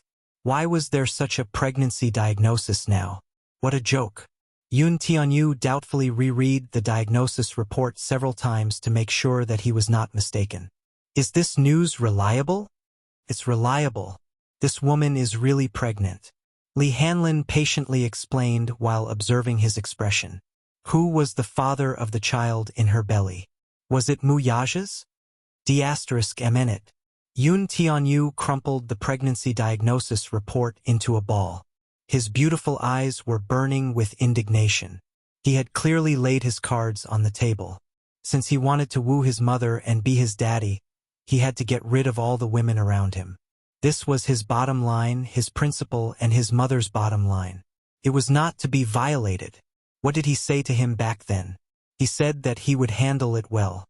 In the end, he got such a diagnosis report. Yun Tianyo's face was cold and tense. His pink lips formed a stiff arc as he frowned. Didn't I tell him to get rid of all the women around him? If Mommy finds out about this, she'll be heartbroken. He lowered his head to look at the crumpled report in his hand. Suddenly thinking of something, he frowned and asked, "You're saying that she went to a private hospital for a pregnancy test to cover up her pregnancy?" "Yes." Li Hanlin nodded. The Mu Group controls 90% of the medical centers in the capital, so the files of the medical centers are kept in the system. This private hospital is located in a small town on the outskirts of the city. so the medical system is not connected to the internet. When she went out, she was dressed in a very simple and low-key manner. She even wore sunglasses and a mask. Hearing this, Yun Tianyo's fingertips lightly tapped on his knees, as if he were analyzing something. He got a conclusion from Li Hanlin's words. Yun Tianyu suddenly said in a low voice, "Hearing what you said, I suspect that the child in her stomach is not my daddy's." His words came to an abrupt halt. Yun Tianyu was stunned. He had unconsciously called that man my daddy. Yun Tianyu pursed his lips, cleared his throat awkwardly, and corrected himself. "I suspect that the child in her stomach isn't Mu Yaja's." Li Hanlin was puzzled. "What do you mean? If the child in her stomach is Mu Yaja's, then it will undoubtedly be a great surprise to her. The Mu family is the richest family in the capital, and they attach great importance to their descendants. If she is pregnant with Mu Yaja's flesh and blood, the mother's status will rise because of the child. With a son and a daughter by her side, her position will be even more stable." Pausing for a moment, he suddenly narrowed his eyes dangerously. "But you said that she deliberately chose a private hospital and even bribed the doctor to secretly do a pregnancy test in order to hide her pregnancy from the public. It was as if her pregnancy was something that couldn't be exposed. Don't you think it's strange?" After his detailed analysis, Li Hanlin instantly saw through the trick. "Director Yun, are you saying that Mu Wanru's child isn't Mu Yaja's?" Chapter 6:17. Yun Tianyu even managed to deduce something from this incident.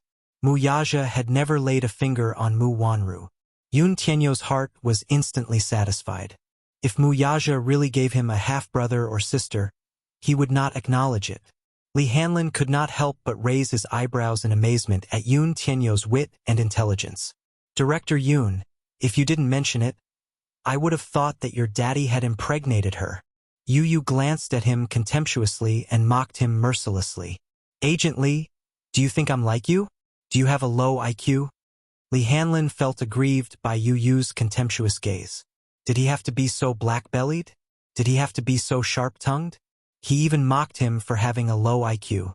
Li Hanlin's face was filled with grief and indignation. "I'm bitter inside, but I won't say it out loud. If I say it out loud, my bonus will be deducted." Li Hanlin pursed his lips in puzzlement. "Since the child in Mu Wanru's stomach isn't Mu Yaja's, then whose is it? It's definitely not yours." Yun Tianyu replied abruptly. Li Hanlin was at a loss for words. "I know it's definitely not mine." "That's an interesting question." Yu gave him a sidelong glance expressionlessly. "You're asking me whose child it is. How would I know?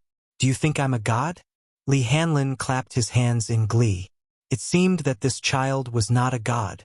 He did not know everything, after all. This time, it was his turn to be satisfied. "Director Yun, your mommy is filming. Don't you need to visit her?" Li Hanlin suddenly asked. "No need. My mommy's scenes are all-night scenes. It must be tough on her. When she's done with the night scenes, I'll definitely nourish her well." As Yu spoke, he started to organize a diet in his mind. He planned to nourish Yun Shershir's body with more food when she returned home. Li Hanlin was so envious that he was about to die. Why didn't he have such a filial son? Well, he didn't even have a wife. In the future, when she had children, she must use Yun Tianyu as a benchmark. She would educate her children on the path of 24 filial piety from a young age and raise them into a smart and filial son like Yun Tianyu. "Boss, based on the analysis from multiple angles, Miss Yun is jealous of you." In the CEO's office of Dishing Financial Group, Minyu raised his head from the thick stack of psychology books on his desk. He adjusted his glasses and spoke seriously. Mu Yaja leaned back in his office chair with a thoughtful look on his face. Then he stared at him suspiciously. "Really? Probably." Minyu immediately explained. "That's what the book says. Read it out. I want to hear it." Mu Yaja immediately ordered. Minyu nodded his head and said, "No matter if it's a man or a woman, when they see their partner interacting with someone of the opposite sex, they will always feel uncomfortable. In psychology, it's called jealousy. Continue." Mu Yaja nodded and ordered him to continue reading. Chapter 618. He needs constant proof of his love. The thought of a possible love rival will arouse strong suspicion and accusations from him. A selfish person. This kind of baseless attack will make him feel wronged and tired at first. Later on, it will become an insult and unbearable. Wuxia was stunned. Why did Min Yu's behavior and symptoms seem to be more similar to his? Could it be that when he saw Gu Xingzi kissing her that day, he flew into a rage because he was jealous? But when he saw his woman with another woman, shouldn't it be natural for him to be angry? Wuxia suddenly leaned forward slightly and clasped his hands together. He frowned and said, "Min Yu." "Yes, boss." Wuxia asked hesitantly, "Is it normal for a man to be jealous of a woman?" Min Yu was taken aback. He immediately lowered his head and flipped through the pages of the book with his fingers. Wuxia was shocked by the speed of his hands. Min Yu immediately flipped to the table of contents and read it to him with great emotion. Love without jealousy doesn't exist. Vinegar is not just a condiment in love. It's even a nutrient. The intensity of the vinegar is often proportional to the intensity of the love. So, looking back at the past and thinking about the present, if you're never jealous in a relationship, isn't this so-called love very suspicious? Practice is the only standard to test the truth. Jealousy is one of the standards to test whether true love is fake. In other words, when a person is jealous of another person, it's because he loves her and cares about her. Wuxia organized the paragraph into a sentence of truth. Min Yu nodded hesitantly and said, "That's roughly what it means." Wuxia frowned. He lowered his eyes and seemed to be deep in thought. Suddenly, he raised his eyes and looked at Min Yu in confusion. The latter's shoulders trembled as he stared at her. "Min Yu? Go ahead, boss. Have you ever been in love?" "No." Min Yu was touched on his sore spot. He immediately shook his head pitifully. "You've never been in love before?" Wuxia glanced at him from head to toe with some disdain. He actually hired someone who had never been in a relationship to be his love psychology teacher. Min Yu retorted, "Boss, I haven't even earned enough money to get married. How would I dare to fall in love?" Wuxia raised his eyebrows in displeasure and glared at him coldly. He rapped his knuckles on the table. "If you want a raise, just say it." Min Yu replied honestly, "Boss, I want a raise." Wuxia ignored him. "Rejected." Min Yu looked as if he had nothing to live for. Wuxia ignored the resentment emanating from him and continued to ask, "What does it mean for a woman to be jealous of a man?" Unwillingly, Min Yu lowered his head and flipped through the book. Then, he read it out one by one. "When a woman is jealous, she will ignore you." Wuxia nodded. Just a few days after he left the country, this woman had blacklisted his number. "Secondly, she will be cold to you." Wuxia nodded again. This woman was really damn cold to him. She gave him the cold shoulder. Could it be that she was jealous of him? Thirdly, she will lose her temper easily. 90% of women will lose their temper. Chapter 619. The fourth rule is that you will mock and ridicule without revealing your true feelings. That seemed to be the case. She'll compare herself to that woman. Wuxia rubbed his chin thoughtfully. Yun Shishir's words echoed in his ears again.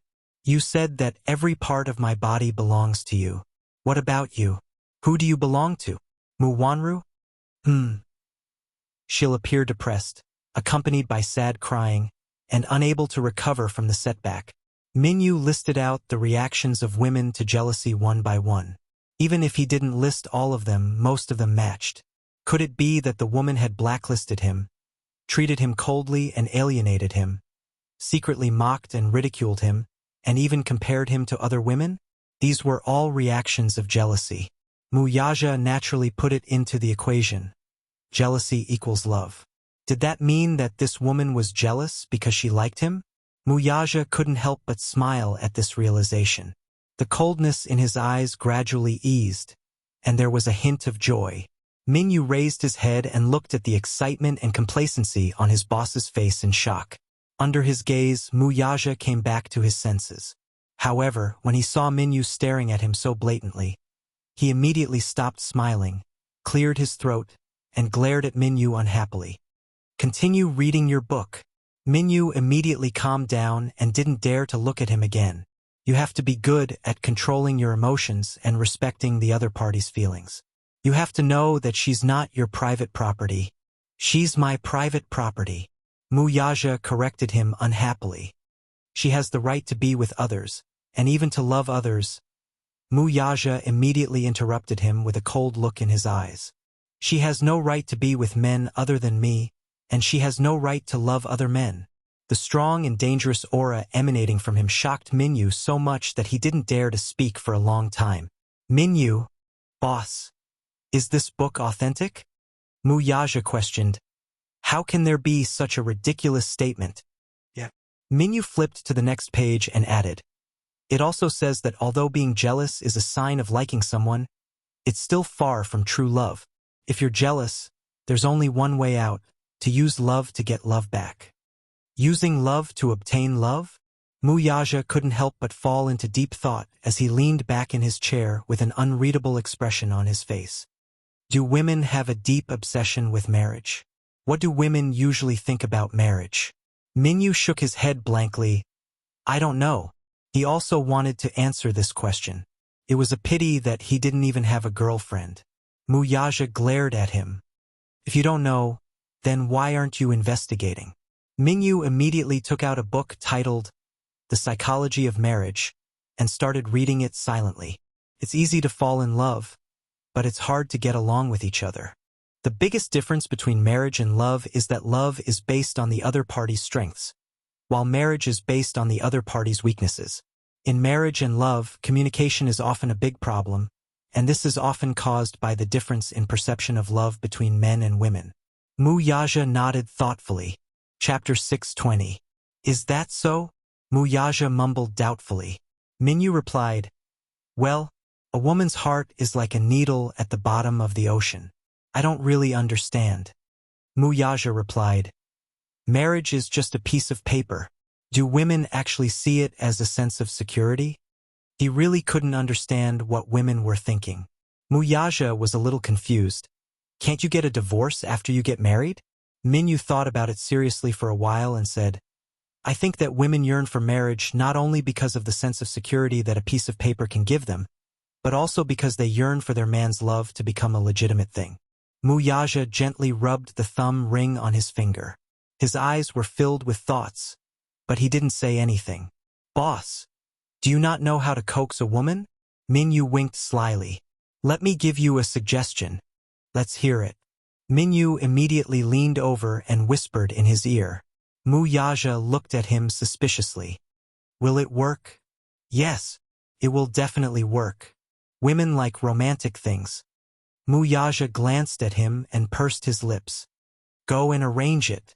Okay. Yun Shanshi Villa District. Yun Shanshi locked herself in her bedroom.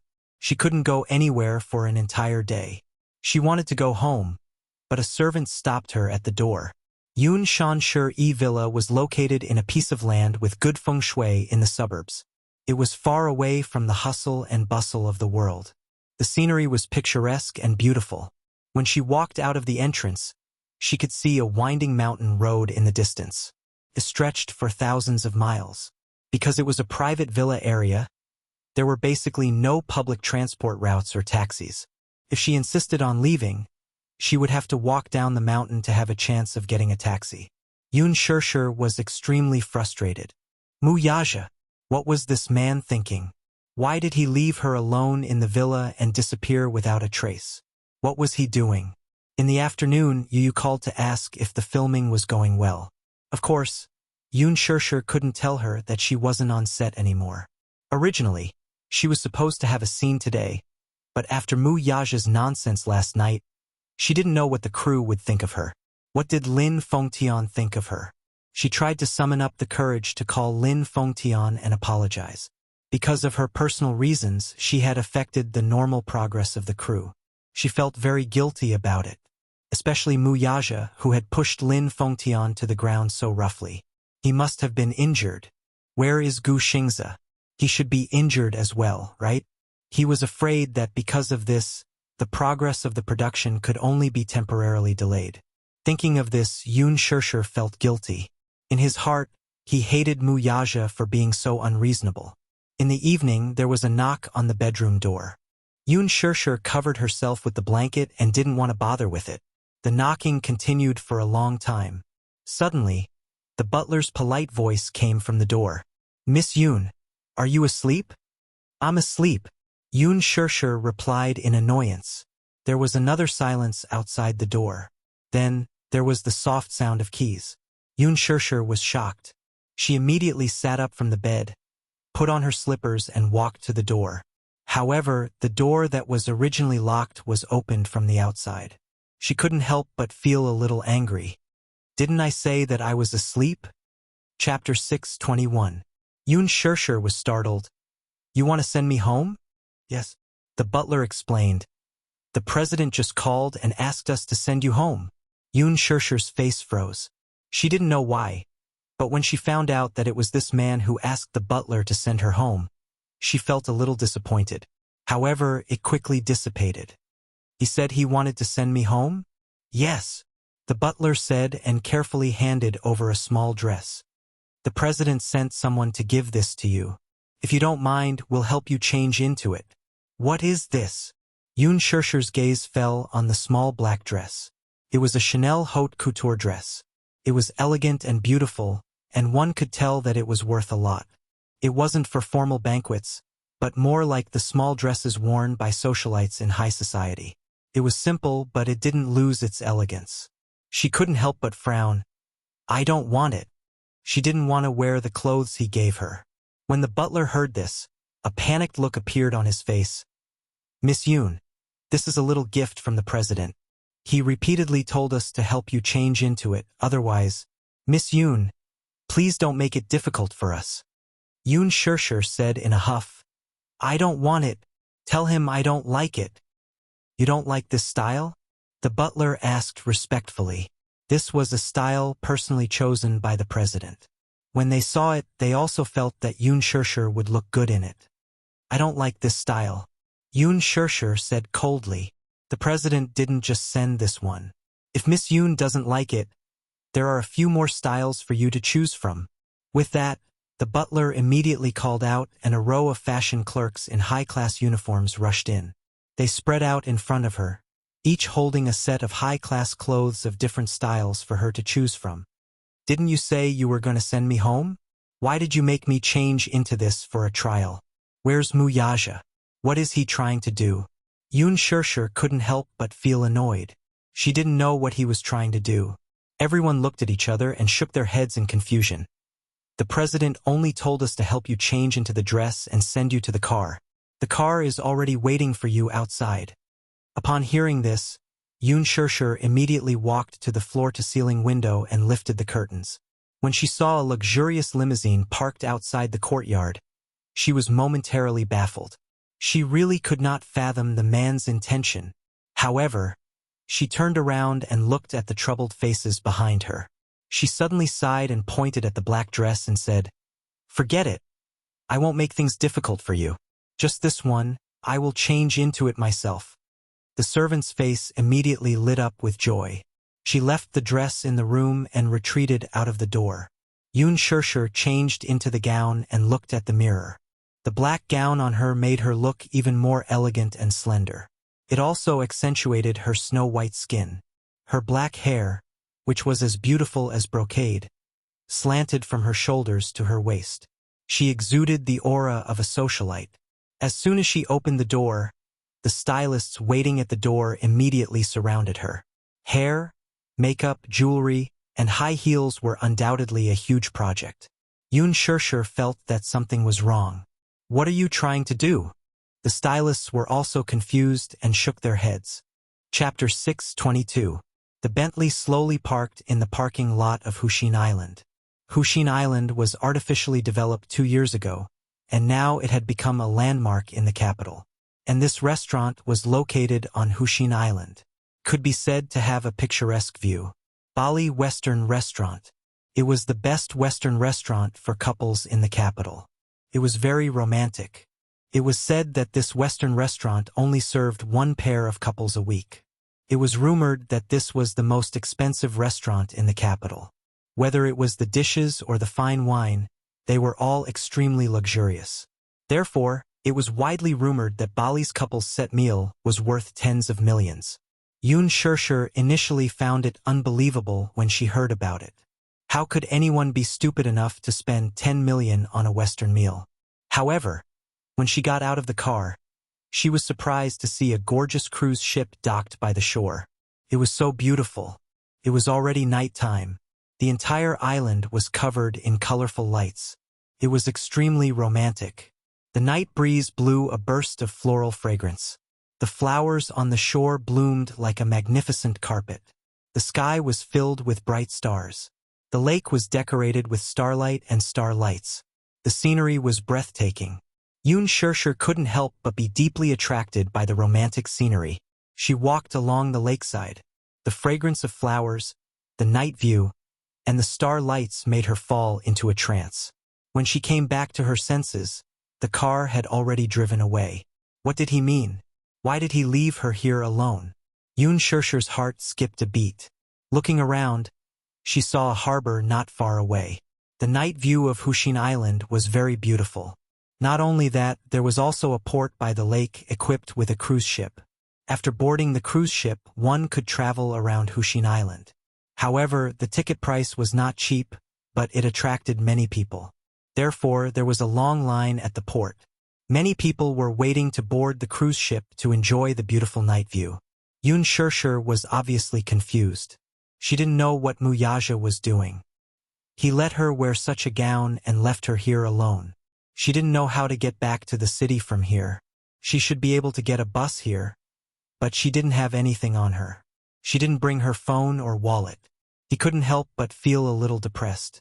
Seeing that there were people at the harbor, she thought to ask for directions and see if there was any way to return to the city. Thus, Yun Shirshir walked towards the harbor. Just now, she was walking in a hurry and didn't pay attention. When she brushed past a woman, she accidentally knocked the woman's phone to the ground. Yun Shirshir was stunned. She quickly apologized and lowered her head to pick up the phone. The woman said impatiently, "Teske, what's wrong with you? Don't you need to watch where you're going?" Seriously. Yun Shirshir frowned slightly, but she didn't want to argue with this passerby. She picked up her phone, but when she raised her head to look at the woman, she was slightly stunned. It's her? The woman she bumped into was none other than Song Enya, whom she had bumped into at the hospital that day. How did he meet her here? Yun Shirshir froze on the spot, a trace of doubt and surprise appearing on her face. This was too much of a coincidence. Song Enya had originally come to Hushin Island with her friends to take a cruise ship to enjoy the night view around the island. She bought a ticket, but she still had to wait in line, so she decided to go along the lake to enjoy the night view. Chapter 6:23. She was used to being spoiled, so she was about to flare up when she saw the person looking up. It was Yun Shirshir. She was shocked for a moment, and then suspicion appeared on her face. Without a doubt, she recognized the woman in front of her at a glance. That day, the screen displayed on Wuxia's phone was this woman's sleeping face. Yun Shirshir was very beautiful.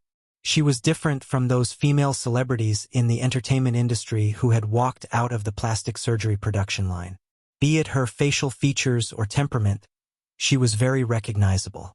Song Enya had a photographic memory after seeing that photo once.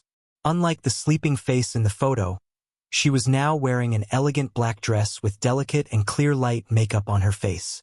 Compared to the sleeping face in the photo, she had a more unique charm. She was more beautiful in person than in the photo. This was a fact that she was unwilling to admit. It was no wonder that Brother Mu seemed to dote on her. A woman like her was indeed the type that men would fall in love with. Her face was elegant and her temperament was otherworldly. If she were a man, she would be tempted as well. Why was she here, though?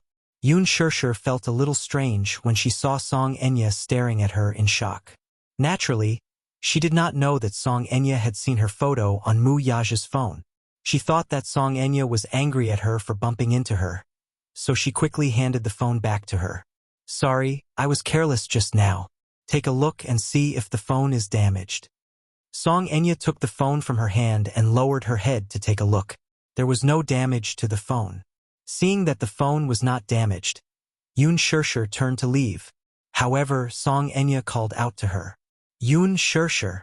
She called out her name directly. Yoon Shirshir was stunned and turned around in confusion. How did this woman know her name? She hadn't officially met her, had she? I didn't recognize the wrong person, did I? Song Enya raised her chin proudly and walked slowly toward her. Is this your name? She had a habit of checking Weibo. That day, the production team of the Green Apple posted a set photo on Weibo, and it quickly became a trending topic. She clicked on it and saw that it was her. At the same time, she knew her name. Yoon Shirshir. She remembered that the villa developed by the Mu family was called Yoon Shanshuri. Was it just a coincidence? Or did Brother Mu purposely name it after this woman? Song Enya followed the Weibo account of the production team of The Green Apple. Ever since the start of filming, Yoon Shirshir's behind-the-scenes photos had the highest exposure rate. It was obvious that this woman was not ordinary. Yes, Yoon Shirshir is my name. You are... Yoon Shirshir looked at her and politely asked for her name. You don't deserve to know my name. Song Enya crossed her arms and retorted haughtily. When Yoon Shirshir heard this, the polite smile on her face immediately turned cold. This woman was really arrogant. She curled her lips and smiled. It's fine. I don't care anyway. It was as if she really wanted to know. She couldn't be bothered to lower herself to her level. Song Enya choked on her words. You? Is there anything else? Yoon Shirshir smiled gracefully. If there's nothing else, I'll leave first. Stop right there. Seeing that she was about to leave, Song Enya gritted her teeth and stomped her feet in jealousy. She chased after her and grabbed her shoulders. Chapter 624. What are you doing? Yoon Shirshir was furious as well. She shook off her grip abruptly, feeling that the other was being ridiculous. Why was she glaring at her as if she wanted to swallow her whole? Song Enya sneered and retorted, Did I say you could leave? That's strange. Who are you? Why should I listen to you? Yoon Shirshir was baffled. Are you crazy? Ha! Song Enya was so angry that she laughed. Crossing her arms over her chest, she glared fiercely at her. Yoon Shirshir, why don't you take a good look at your status? How dare you talk to me like that with your lowly status? Miss, what does my status have to do with you? You're so arrogant that I thought you were a princess from some royal family. Judging from your upbringing, you don't seem to have been educated in etiquette. Yoon Shirshir retorted mercilessly, leaving Song Enya at a loss for words. She did not expect Yoon Shirshir to be so sharp-tongued despite her frail and harmless appearance. Song Enya pursed her lips coldly and suddenly took a step closer to her. Her pair of sinister eyes scanned her from head to toe before she laughed. I think you're just SOSO. At most, you're a little more seductive on the surface. I'm afraid you're really cheap deep down. Who do you think you are? Do you think you're a socialite from the upper class just because you're wearing a gown? Dream on. A commoner will always be a commoner. Don't even think about marrying into the rich. Yoon Shirshir was stunned. She was confused by the other's sarcasm. She did not know how she had offended this missy for her to be so hurtful. Song Enya continued, In this day and age, you're so righteous about being a third party in someone else's marriage? You've really opened my eyes. I don't know what you're talking about. You do. Song Enya grabbed her wrist and spat viciously. *TCH, you like to seduce men, don't you? You clearly know that Brother Mu has a fiancé, yet you're still shamelessly sticking to him. Don't you have any shame? What did you say? Yoon Shirshir angrily shook off her hand, but she stopped abruptly in the middle of her sentence. Belatedly, he realized who the Brother Mu she was talking about was. He also understood the hidden meaning behind her words. Muyaja. How could she have forgotten that this woman was Muyaja's cousin? But how did she know about him? Could it be that Muyaja mentioned it to her? What did he say to her? Yoon Shirshir's expression was a little ugly. Let me give you a piece of advice. As a woman, it's best to be thick-skinned. Brother Mu already has a fiancé, so you'd better stay away from him. If Grandpa Mu finds out that you've interfered in Brother Mu's marriage, he won't let you off. Song Enya's face was filled with disgust. The contempt in her eyes was so scorching that it could burn her skin. Although Yun Shirshir was angry, she still looked up to meet her cold and disdainful gaze. She had no intention of backing down. She kept looking at Song Enya's face and saw a hint of jealousy and hatred on her face. There was almost no need to hide her jealousy. Is she jealous? Usually, when a woman shows such a vicious and jealous expression, that man must be very important in her heart. Chapter 6:25. She likes him? Yun Shirshir pursed her lips. She still could not forget the scene she saw at the hospital previously. She used him and longed for his love for her. The expression on her face was not that of a sister's dependence on her brother. It was possessiveness, desire, an attachment that could not be obtained. There was no doubt that Song Enya liked Muyaja. It was just that, more or less, it was not appropriate for her to be so obvious. However, at least in her heart, her feelings for her cousin, Muyaja, were not that simple. Yun Shirshir somewhat understood. On the surface, she was insulting her as a third party. In reality, how could Song Enya not yearn to stand beside Muyaja as a woman, and not as a cousin? After understanding it, Yun Shirshir smiled and slowly said, "I think you're wrong about something." "What?" Song Enya was stunned. "I'm not a third party who interfered in his marriage." Yun Shirshir raised her eyebrows and an elegant yet cold smile appeared on her face. "Muyaja has a fiancé, but it's just an engagement. Is he married? I don't think so. Where did the saying of interfering in a marriage come from? But Brother Mu and Mu Wanru are already engaged." Song Enya almost blurted out in anger. However, Yun Shirshir noticed her choice of words. Mu Wanru. She called out her name almost without thinking. Presumably, this woman's heart was extremely unbalanced by the fact that Mu Wanru was Mu Yaja's fiancé. Yun Shirshir smiled. "So what? It's just an engagement. It's a marriage arranged by the family. There's no love or feelings between the two. Interfered? Haha." Song Enya was completely enraged by her sneer. Therefore, she sneered without thinking. "Haha, aren't you a little too naive? Do you really think that Brother Mu likes you sincerely? She's just toying with you. Do you really think that you can rise to the top and marry into a rich family in a dignified manner? The Mu family was the richest family in the capital. How could Grandpa Mu allow an actress to marry into the Mu family? If you want to climb up the social ladder of the Mu family, go back and buy a pillow. Even your dreams are more realistic than this." His words were, without a doubt, mocking Yun Shirshir for daydreaming. The blatant mockery was like a needle dipped in salt, fiercely piercing into his heart, causing him incomparable pain. Yun Shirshir felt a stab of pain in her heart, but she still maintained an elegant smile on her face and asked, "So what? You?" Song Enya exclaimed in exasperation when she saw how shameless the other was. "You're shameless. Actually, you're right." Yun Shirshir pouted innocently. She had a helpless expression on her face, as if she had been seen through. "I want to be promoted. I'm here to snatch your brother Mu Wanru's fiancé. I'm the third party." But, after a pause, Yun Shirshir raised her eyes and glared at her coldly. "What can you do to me? You!" Song Enya raised her hand, wanting to slap the other's face in anger. Yun Shirshir raised her hand and held it tightly. She exerted so much force that a deep red mark was almost left on the other's fair wrist. She looked as if she was boneless and weak, but Song Enya did not expect her to be so strong.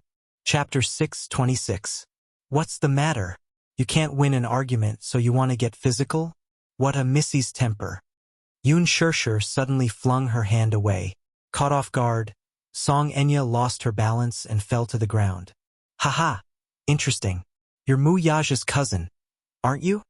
As soon as she finished speaking, Yun Shirshir casually walked over and looked down at her condescendingly. She leisurely asked, "Why? You can't hide the jealousy on your face. Can you? Don't tell me that you like Mu Yaja?"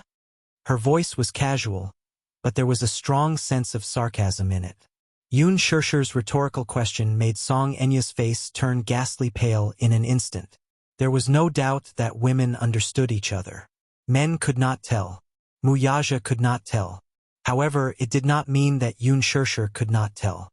This Song Enya obviously had feelings for Muyaja. There was no way to hide her feelings. Yoon Shirshir could tell at a glance. Especially at this moment, Song Enya's flustered and ashamed expression was obvious. So that was really the case. Yoon Shirshir shook her head and sighed. So that's how it is. You've fallen for your cousin. Is it any of your business? Song Enya raised her head and said angrily. At this moment, she had fallen to the ground, and Yoon Shirshir was talking to her condescendingly. Her aura instantly diminished. Hence, she immediately tried to get up from the ground. Yoon Shirshir stretched out her leg and stepped on her hand with her sharp high heel. Song Enya screamed and retracted her hand with a pained expression. She glared at her with a pale face. You're so pitiful. Yoon Shirshir mocked expressionlessly. One cousin, the other cousin, close relatives. This is incest. It's truly shocking. You. Song Enya was so angry at her words that her face turned red and white and instantly darkened. Look, you've fallen in love with a man. But this man is your cousin. You can't be together in this lifetime. What is it if not pitiful? She then added unhurriedly, I'm different from you though. I even have a child with him. As soon as she finished speaking, Song Enya was so shocked that her face turned pale, and she stared at her in disbelief. Yoon Shirshir was in a good mood as she admired the other's pale and colorless face. She asked airily, What about you? What about you? Cousins? Close relatives? Being together is against the rules of ethics. Song Enya was momentarily stunned. She stared fixedly at Yoon Shirshir's face before regaining her senses. Her eyebrows and the outline of her lips. Twos, Xiao Yichen's eyebrows.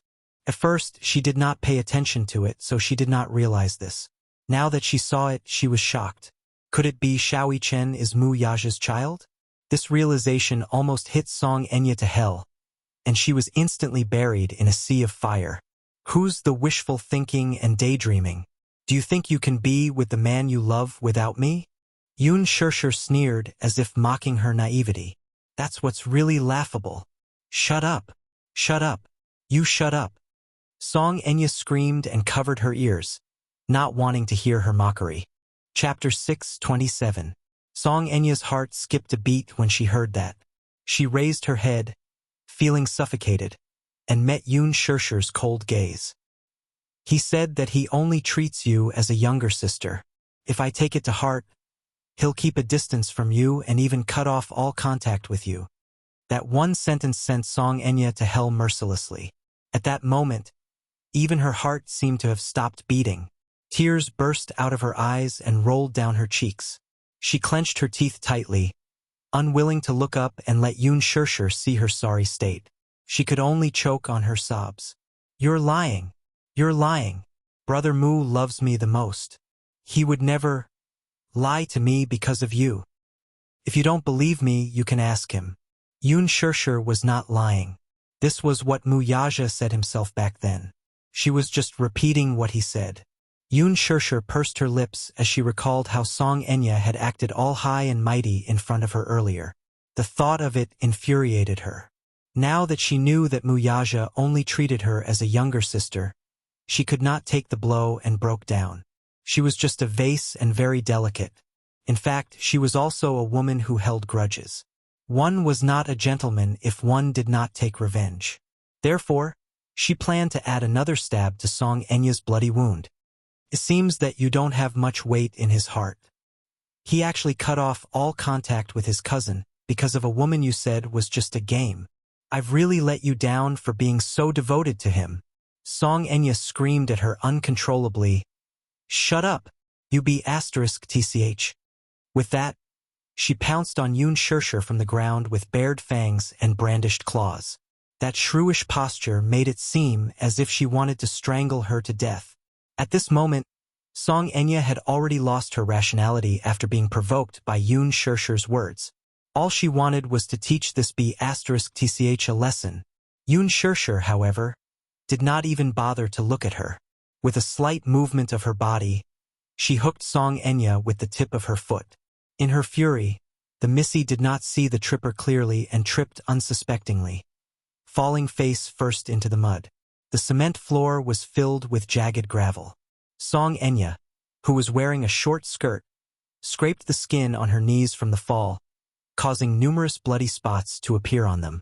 Her palms were also scraped, and streaks of blood seeped out. She was in a sorry state. Song Enya lowered her head to take a look at the gruesome abrasions on her knees. In the Song family, she had always been a princess who had been doted on since she was young. Before Song and she was born, she was the only one, the Song. Her father, mother, doted on her, and elder brother. She had never suffered any grievances. Even after Song and she's birth, Papa Song and Mama Song's love for her did not diminish at all. Her spoiled Song Enya, and Song Enya's. Being pampered like this, Song Enya was really spoiled like a princess. Her body was as flawless as white jade. She had always been vain and would not let herself get hurt. Now, when she lowered her head and saw the terrible injuries on her knees, she glared at Yun Shirshir and screamed, "Yun Shirshir, you be *th, shameless." Tears rolled down and wet her face. Song Enya's meticulously applied makeup was ruined by her tears. Chapter 628. In short, she was scheming and elegant. Song Enya was momentarily stunned when she heard that. Her eyes widened as she sized up the woman before her in disbelief. Her heart skipped a beat, and she gritted her teeth hard. "You be *th. Smack." Yun Shirshir raised her hand and gave her a tight slap. Song Enya's face was slapped to the side. Her eyes widened in disbelief as she held her stinging cheek in disbelief. She had been slapped by someone. Yun Shirshir looked down at her coldly and sneered. "Didn't your parents teach you any manners? Yun Shirshir, how dare you hit me?" Song Enya was so angry that her eyes turned red. Smack! Yun Shirshir smiled and gave her another slap. This time, Song Enya was completely stunned. "I'll let you see if I dare to hit you or not." Yun Shirshir straightened her clothes expressionlessly. Song Enya was about to flare up when she saw her elegantly turn around and leave. "Yun Shirshir, stop right there." Song Enya gritted her teeth and got up from the ground to chase after her. A hint of impatience appeared on Yun Shirshir's face.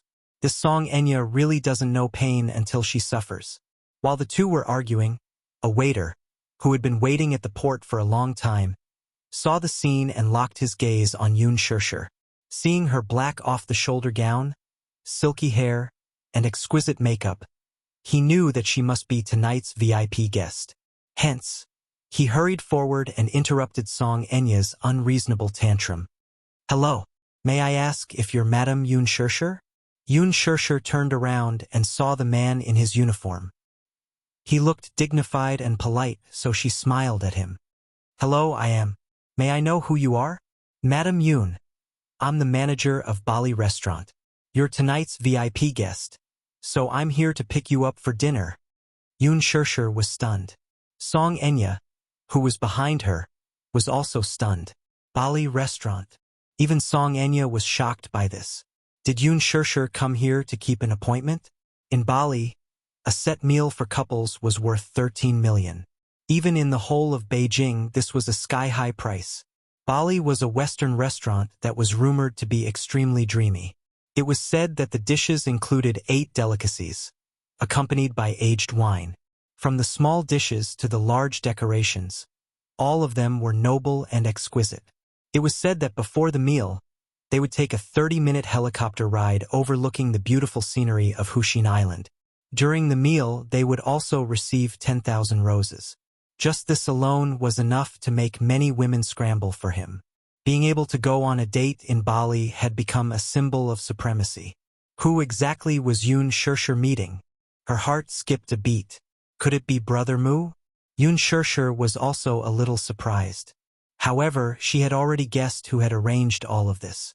She cast a sidelong glance at Song Enya from the corner of her eye before turning to the senior waiter with a polite smile. "All right, I'll follow you." "Wait!" Song Enya called out to her with a livid face. Are you on a date with Brother Mu? Yun Shirshir turned around and looked at her expressionlessly. Date? Would Mu Yaja go on a date with her? She couldn't imagine that he would spend so much time on dates. Therefore, she was not sure if Mu Yaja was planning to go on a date with her. However, when she saw Song Enya's conflicted and anxious expression, she smiled and said, "Yes, so I'm going on a date with him. So, I'm going to keep my appointment. Don't follow me anymore." Chapter 6:29. Song Enya flew into a rage out of humiliation. Just as she was about to step forward again, she was stopped by a bodyguard who appeared just in time. Bali's security was in place. After all, they had to take care of the guests' personal safety and privacy. Hence, under the bodyguard's obstruction, Song Enya could only watch as Yun Shirshir was escorted onto the cruise ship. The Bali Western restaurant was located on Hushin Island, and the only way to get there was via a cruise ship. Unlike the cruise ships on the lake, this one was privately owned by the Bali Western restaurant, so it was much more luxurious than the ordinary cruise ships.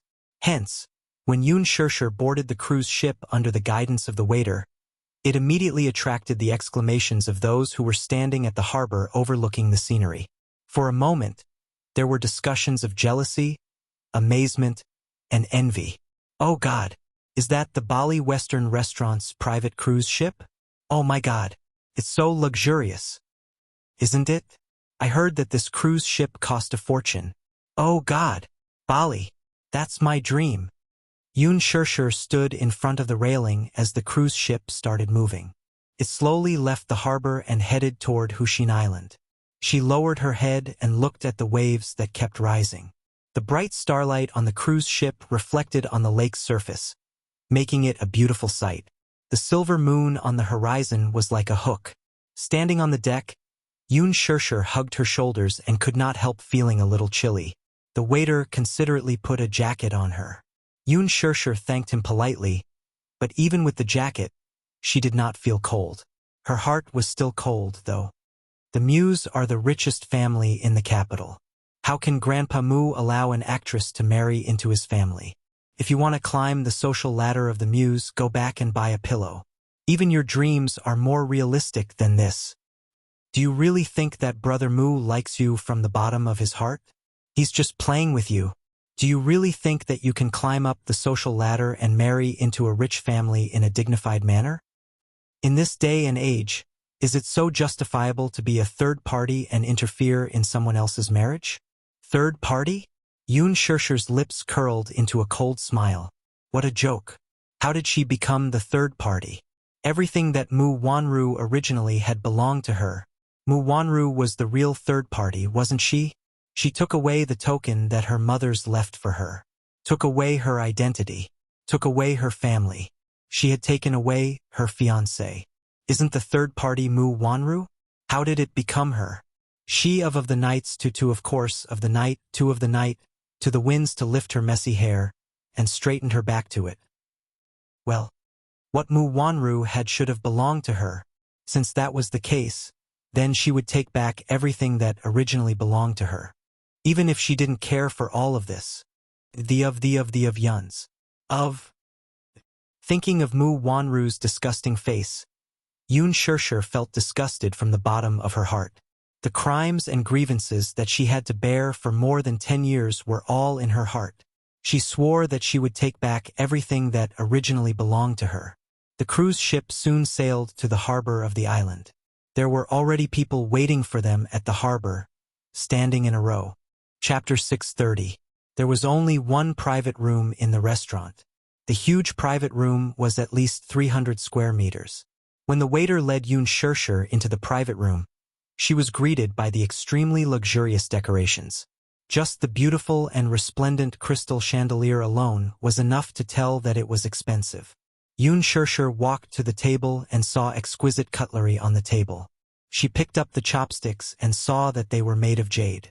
They were even inlaid with diamonds and engraved with her name, Yunshishi.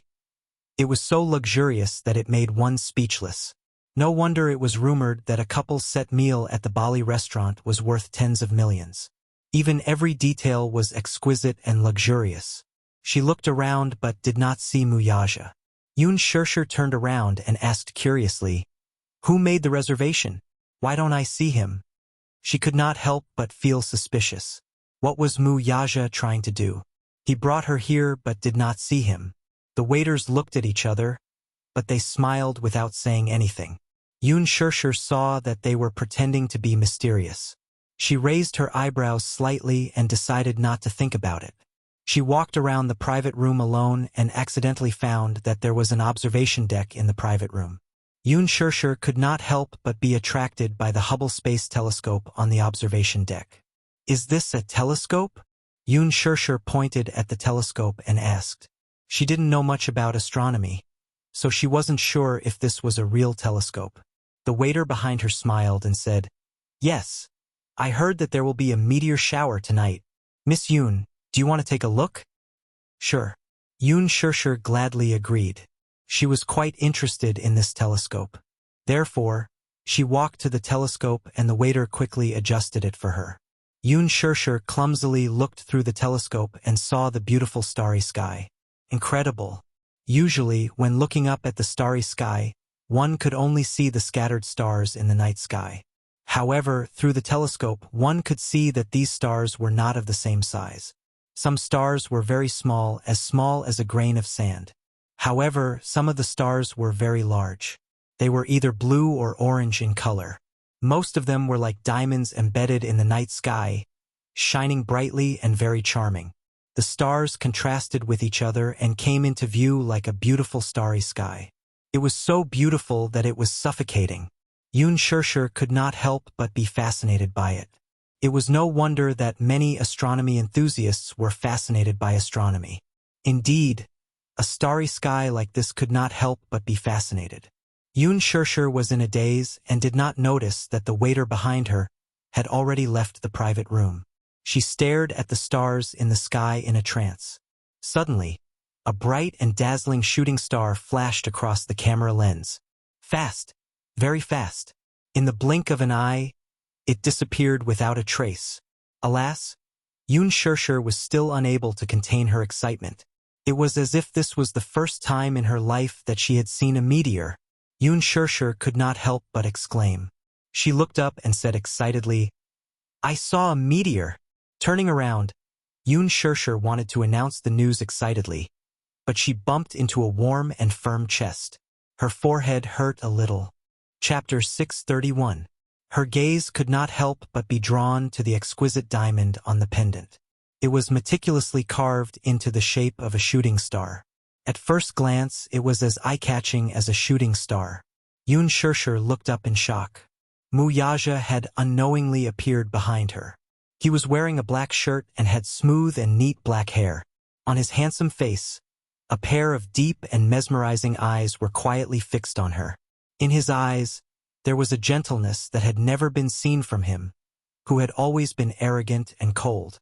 This rare gentleness seemed to be able to melt the coldest glacier in the world. Yun Shirshir was shocked.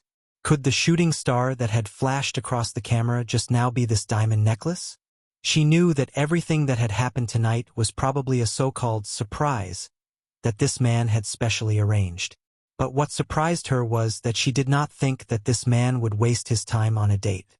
From what she knew, his time should be very precious. He was in charge of the huge dishing financial group and should be very busy every day. But, even though she was somewhat mentally prepared, she still did not expect that he would have prepared all this for her. For a moment, she was a little confused. Could it be that he knew that he had gone too far last night, so he had prepared this mysterious date to create a surprise for her and bridge the gap between them because of what had happened last night? What she didn't know was how arrogant this man was. She was his first woman. She was also the woman that he was willing to spend time and effort to pamper. He had never put so much effort into dating before. However, this was his first time doing so. Although he had consulted Min Yu's opinion on many aspects of this date, he still did not know how to guess a woman's thoughts. What did she like? What did she not like? He had no idea. He could only rely on Min Yu's suggestions and slowly figure it out. Wuxia lowered his head to look at her. His gaze landed on her and saw that her beautiful peach blossom eyes were staring at the diamond pendant dangling in front of her in surprise. This man had meticulously prepared all this. Could it be that he felt guilty about what had happened last night? Was that why he did all this to make up for it? Yun Shirshir cursed in her heart. From time to time, she would raise the corners of her eyes slightly to size up Mu Yaja's expression. You like it? He opened his mouth slightly, his voice clear and deep. Yun Shirshir did not say anything. She looked at him with anger in her eyes. She thought about how bad this man was yesterday. Seeing him, her heart was filled with anger. However, her gaze once again fell on this almost suffocatingly beautiful pendant. Even though she tried her best to maintain the cold curve of her lips, she still lightly curved her lips because of this unexpected surprise. Mu Yaja looked at the gentle light in her eyes. She probably liked the surprise. Women should have lost their resistance to such surprises. Therefore, he held her shoulders and turned her around, wanting to put the diamond pendant on her neck. Yun Shirshir suddenly broke free from his grasp. With his closeness, her face quickly regained its indifference. In his eyes, she was still angry with him. You don't like it? Mu Yaja asked in a deep voice as if he was asking for her opinion. Yun Shirshir glanced sideways at the pendant lying in his palm, but she shook her head coldly. Chapter 632. How could he not see her stubbornness and going against her will? This woman was clearly still angry at him. Looking at her eyes just now, it was clear that she really liked this pendant. She was clearly throwing a tantrum with him. Mu Yaja's lips curled into a playful smile. So he said, if you don't like it, I'll throw it away. After saying this, without waiting for her to react, Mu Yaja strode to the railing of the observation deck and forcefully threw the pendant into the lake. The observation deck was very close to the lake. The strength in his hand naturally could not be underestimated. With one throw, the pendant disappeared without a trace. Yun Shirshir turned her eyes and just happened to see his action. Her heart fiercely trembled, and then she could not care about maintaining the reserved expression on her face. She anxiously walked to his side and looked in the direction he had thrown the pendant, but she could not see it. Her heart was filled with anger. Yun Shirshir angrily bit her lips and turned around to forcefully push him. What are you doing? What's wrong with me? Mu Yaja looked at her with an innocent face, as if he was confused and did not understand the situation. Why are you randomly throwing the pendant that you gave me into the lake? Is it very interesting? Yun Shirshir's eyes were filled with anger and shame. You said you didn't like it. Mu Yaja's voice was deep, and his deep eyes seemed to silently remind her that it was because she did not like this pendant that he had thrown it away. Yun Shirshir was speechless. You threw it away because I don't like it? If you don't like it, it has lost its value. The man slightly raised his arrogant chin, but his tone was matter-of-fact. It was as if the value of this pendant was not measured by its cost. It was measured by whether she liked it or not. If she didn't like it, then this pendant had clearly lost its value. It was not a pity to throw away something that had no value. Yun Shirshir deeply knitted her brows. She was angry and amused at the same time. She said that she didn't like it, but did she really not like it? In fact, she really liked this pendant and thought it was very beautiful. But she just didn't want to forgive him so easily. How could he not understand a woman's thoughts? She actually liked this pendant very much. I like it very much. Could be seen that he had carefully selected them. Whether it was the cutting or the polishing, every angle was very delicate. The cost of the production must be expensive. He had carefully prepared such a surprise for her, but she only wanted him to make a statement about his attitude last night. Even if it was just an apology, she would be very happy. But did he have to be so arrogant? Just because she said she didn't mean it, he threw away such an expensive pendant just like that. The most important thing was that she really liked it. Yun Shirshir stared at him expressionlessly. She was angry and annoyed, so she simply turned her head away and didn't want to bother with him anymore. She turned around in a fit of pique and no longer looked at him. She pursed her lips and looked at the calm surface of the lake, but her heart was filled with anger. When Mu Yaja saw this, he could not help but smile and walked behind her. A pair of long slender legs stuck close to her skirt. Yun Shirshir turned her head and pursed her lips as she stared at him. Her eyes seemed to be warning him to keep a distance from her. It was obvious that her anger had not subsided. Wuxia could not help laughing. He knew that she must be very angry at this moment. Not only did he not keep a distance from her, he seemed to be sticking closer to her. Chapter 633. No! Yun Shirshir ignored his closeness and coldly replied. Although he said no, there was a strong sense of displeasure in his tone. Presumably, his action of throwing away the pendant had angered her. Wuxia's lips curled into a smile as he leaned closer to her ear and whispered, "Little liar, you're obviously angry. How would I dare to be angry with you, the great CEO Mu?" Yun Shirshir's lips curled into a cold smile as she said in a half-mocking and half-sneering tone, "You said that you don't like that pendant, but you actually like it a lot?" He lowered his eyes and his gaze fell onto her angry face as his words pierced through her thoughts. "That's your thing. You can throw it away as you wish. What has it got to do with me?" Yun Shirshir retorted in a bad mood. But she totally didn't realize that at this moment, the two of them were so close to each other as they exchanged words. It seemed like they were flirting with each other. Wuxia's lips curled into a smile as he secretly thought that this woman was really awkward. But she was also really stupid. She didn't even use her brain to think carefully. Did she really think that he couldn't tell how much she liked that pendant? Wuxia slowly opened his palm. That necklace that he had thrown away, at this moment, was like a magic trick as it quietly laid horizontally in his palm. Under the bright moonlight, it emitted an enchanting and resplendent luster. In actual fact, he had long seen that her disdain wasn't because she really didn't like it. It was just a woman who said one thing and meant another when she was angry. He could tell that she liked it a lot. That action of throwing the necklace earlier was just a bluff. He didn't expect that she really thought that he had thrown the pendant into the lake. That nervous expression was completely captured by his eyes. Wuxia stood behind her and gently brushed her hair aside. In an instant, that porcelain white neck was exposed in front of his eyes. Wuxia's eyes heated up as his back suddenly tensed up. Her soft and tender skin was snow white and flawless, like a fine piece of art. Especially at this moment, when the light was dim, it made her skin seem even brighter. She was as beautiful as jade. She was truly as beautiful as jade. Coupled with the elegant black gown on her body, the black and white matched, giving off a forbidden seduction that came from her bones. Looking at this beautiful scene, his eyes couldn't help but become deep and serene. So much so that it implicated a certain part of his body that had quietly changed and become vigorous and hot. Yun Shirshir twisted her body, trying to break free from his grasp. He said in a deep voice, "Don't move. You don't move or I'll do you right now." Wuxia's voice was taut with forbearance and restraint. Hearing this, Yun Shirshir didn't dare to move. There was no doubt about it. If she really moved, she would not be able to move. This man was a man of his words.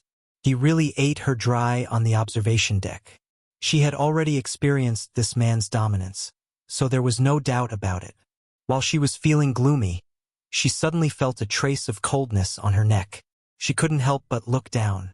Her gaze fell on her neck, but she saw an exquisite and resplendent diamond dangling from her collarbone. It was actually the one he had thrown away earlier?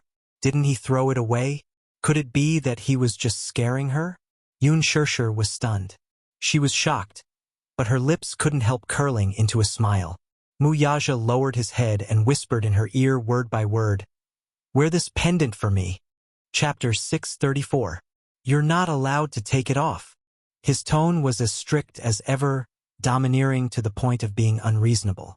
Yun Shirshir's fingertips gently rubbed the pendant. She looked up at him and angrily said, "Unreasonable. That's right, I'm unreasonable." Wuxia slowly pulled her into his embrace from behind as his gaze fell onto her face. He saw her slightly lowering her head as her beautiful peach blossom eyes looked at the pendant on her neck. Her fingertips rubbed it lovingly as her light pink lips formed a faint smile. "Didn't you say you didn't like it?" Wuxia couldn't help having the thought of teasing her. Yoon Shirshir gave a cold snort. I just think it's a pity to throw it away. Stubborn mouth. He lightly said. This stupid woman's mouth seemed to be very stubborn. But it could be seen that she really liked his gift. Mu Yaja stared at the shallow dimples on her face and couldn't help having some thoughts. He inexplicably wanted to fiercely seal her lips. Driven by this thought, he immediately took action. He pulled her into his arms, lowered his head, and kissed her pink little mouth. Her soft and tender lips were extremely warm and soft, revealing a sweet taste that made one want more uncontrollably. Yoon Shirshir's eyes opened wide in astonishment. The man's kiss suddenly came and she was not prepared at all. Her eyes opened wide in a daze as his enlarged handsome face appeared in front of her.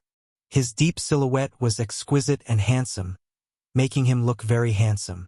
Only when she looked at him from such a close distance did she discover that this man's eyelashes were excessively long. They were thick and black like two black phoenix feathers. It was no wonder his gaze was so deep and seductive. It had to be said that this man had been blessed by the heavens since he was born. Outstanding features, a proud family background, and a shocking background. This kind of man should be sought after by many women. It was no wonder that, in the capital, there were many socialites who liked him. Even his cousin was infatuated with him. Indeed, this kind of man was loved by all. His thin lips were slightly cold. Yoon Shirshir couldn't help but fall into a daze. She remembered that according to the physiognomy, people with thin lips were mostly fickle and overly rational. Could this man be fickle in love? She allowed him to kiss her. Her reaction was somewhat passive. She did not dare to resist too much and could only endure his domineering kiss. He kissed her fiercely and urgently. His kiss went deep into her throat. If it was possible, he probably wanted to swallow her whole. Yoon Shirshir's thoughts couldn't help but drift away inexplicably until the man hugged her waist tightly. While gently kissing her lips, he said, That day, you blacklisted me. Was it because Mu Wanru said something to you, Yoon Shirshir was stunned and slowly opened her eyes. However, she saw that Mu Yaja had also opened his eyes and was looking at her. His eyes were asking her silently, Why aren't you saying anything? Mu Yaja grabbed her chin with a puzzled look on his face. At first, he only suspected that Mu Wanru had run to Yoon Shirshir to bluff and claimed that she was pregnant with his flesh and blood. Too many women were sensitive, especially a stubborn woman like Yoon Shirshir. She couldn't accept it, but it was just a suspicion. What had happened back then that made her blacklist him for no reason? He still had to ask her. His question reminded her of Mu Wanru's pregnancy. Chapter 635. Yoon Shirshir hesitated for a moment and said slowly, She told me that she was pregnant. She accused me of being the third party in your marriage. Ha! Mu Yaja sneered when he heard that. He couldn't help but feel a little annoyed and helpless. So, you believed her? He might be able to accept it if his number was blacklisted because of other things. But she actually believed it just because a woman said a few insignificant words in front of her. He didn't even ask for any proof. He didn't even give him any chance to explain himself before he was sent to prison. This woman was too much. Yoon Shirshir couldn't help raising her eyebrows when she saw his mocking smile. What's wrong? You believed what she said unconditionally.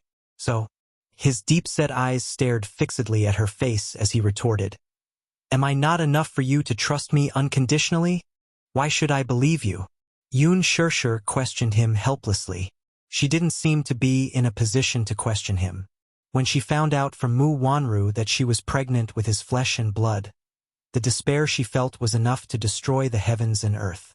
Without any doubt, she almost believed him, because she really didn't seem to be in a position to question it, did she? She was his fiancé, and he was her fiancé. Even if she was pregnant with his flesh and blood, wasn't it legitimate? Shouldn't she obediently withdraw at this time? But now she didn't think so. Everything that Mu Wanru belonged to now belonged to her. She wouldn't back down anymore. She would take back everything that belonged to her by hook or by crook. Yoon Shirshir pursed her lips at that thought, but she heard the man chuckle above her head. My child said it. Yoon Shirshir frowned. Mu Yaja stared at her awkward expression and suddenly thought of something. he said mischievously. You blacklisted me because you were jealous? She looked up in shock. She saw the man looking down at her with an arrogant and smug expression on his face. Mu Yaja looked at her stunned expression. There was no anger on his face. It was full of arrogance and pride. He suddenly remembered Min Yu's words.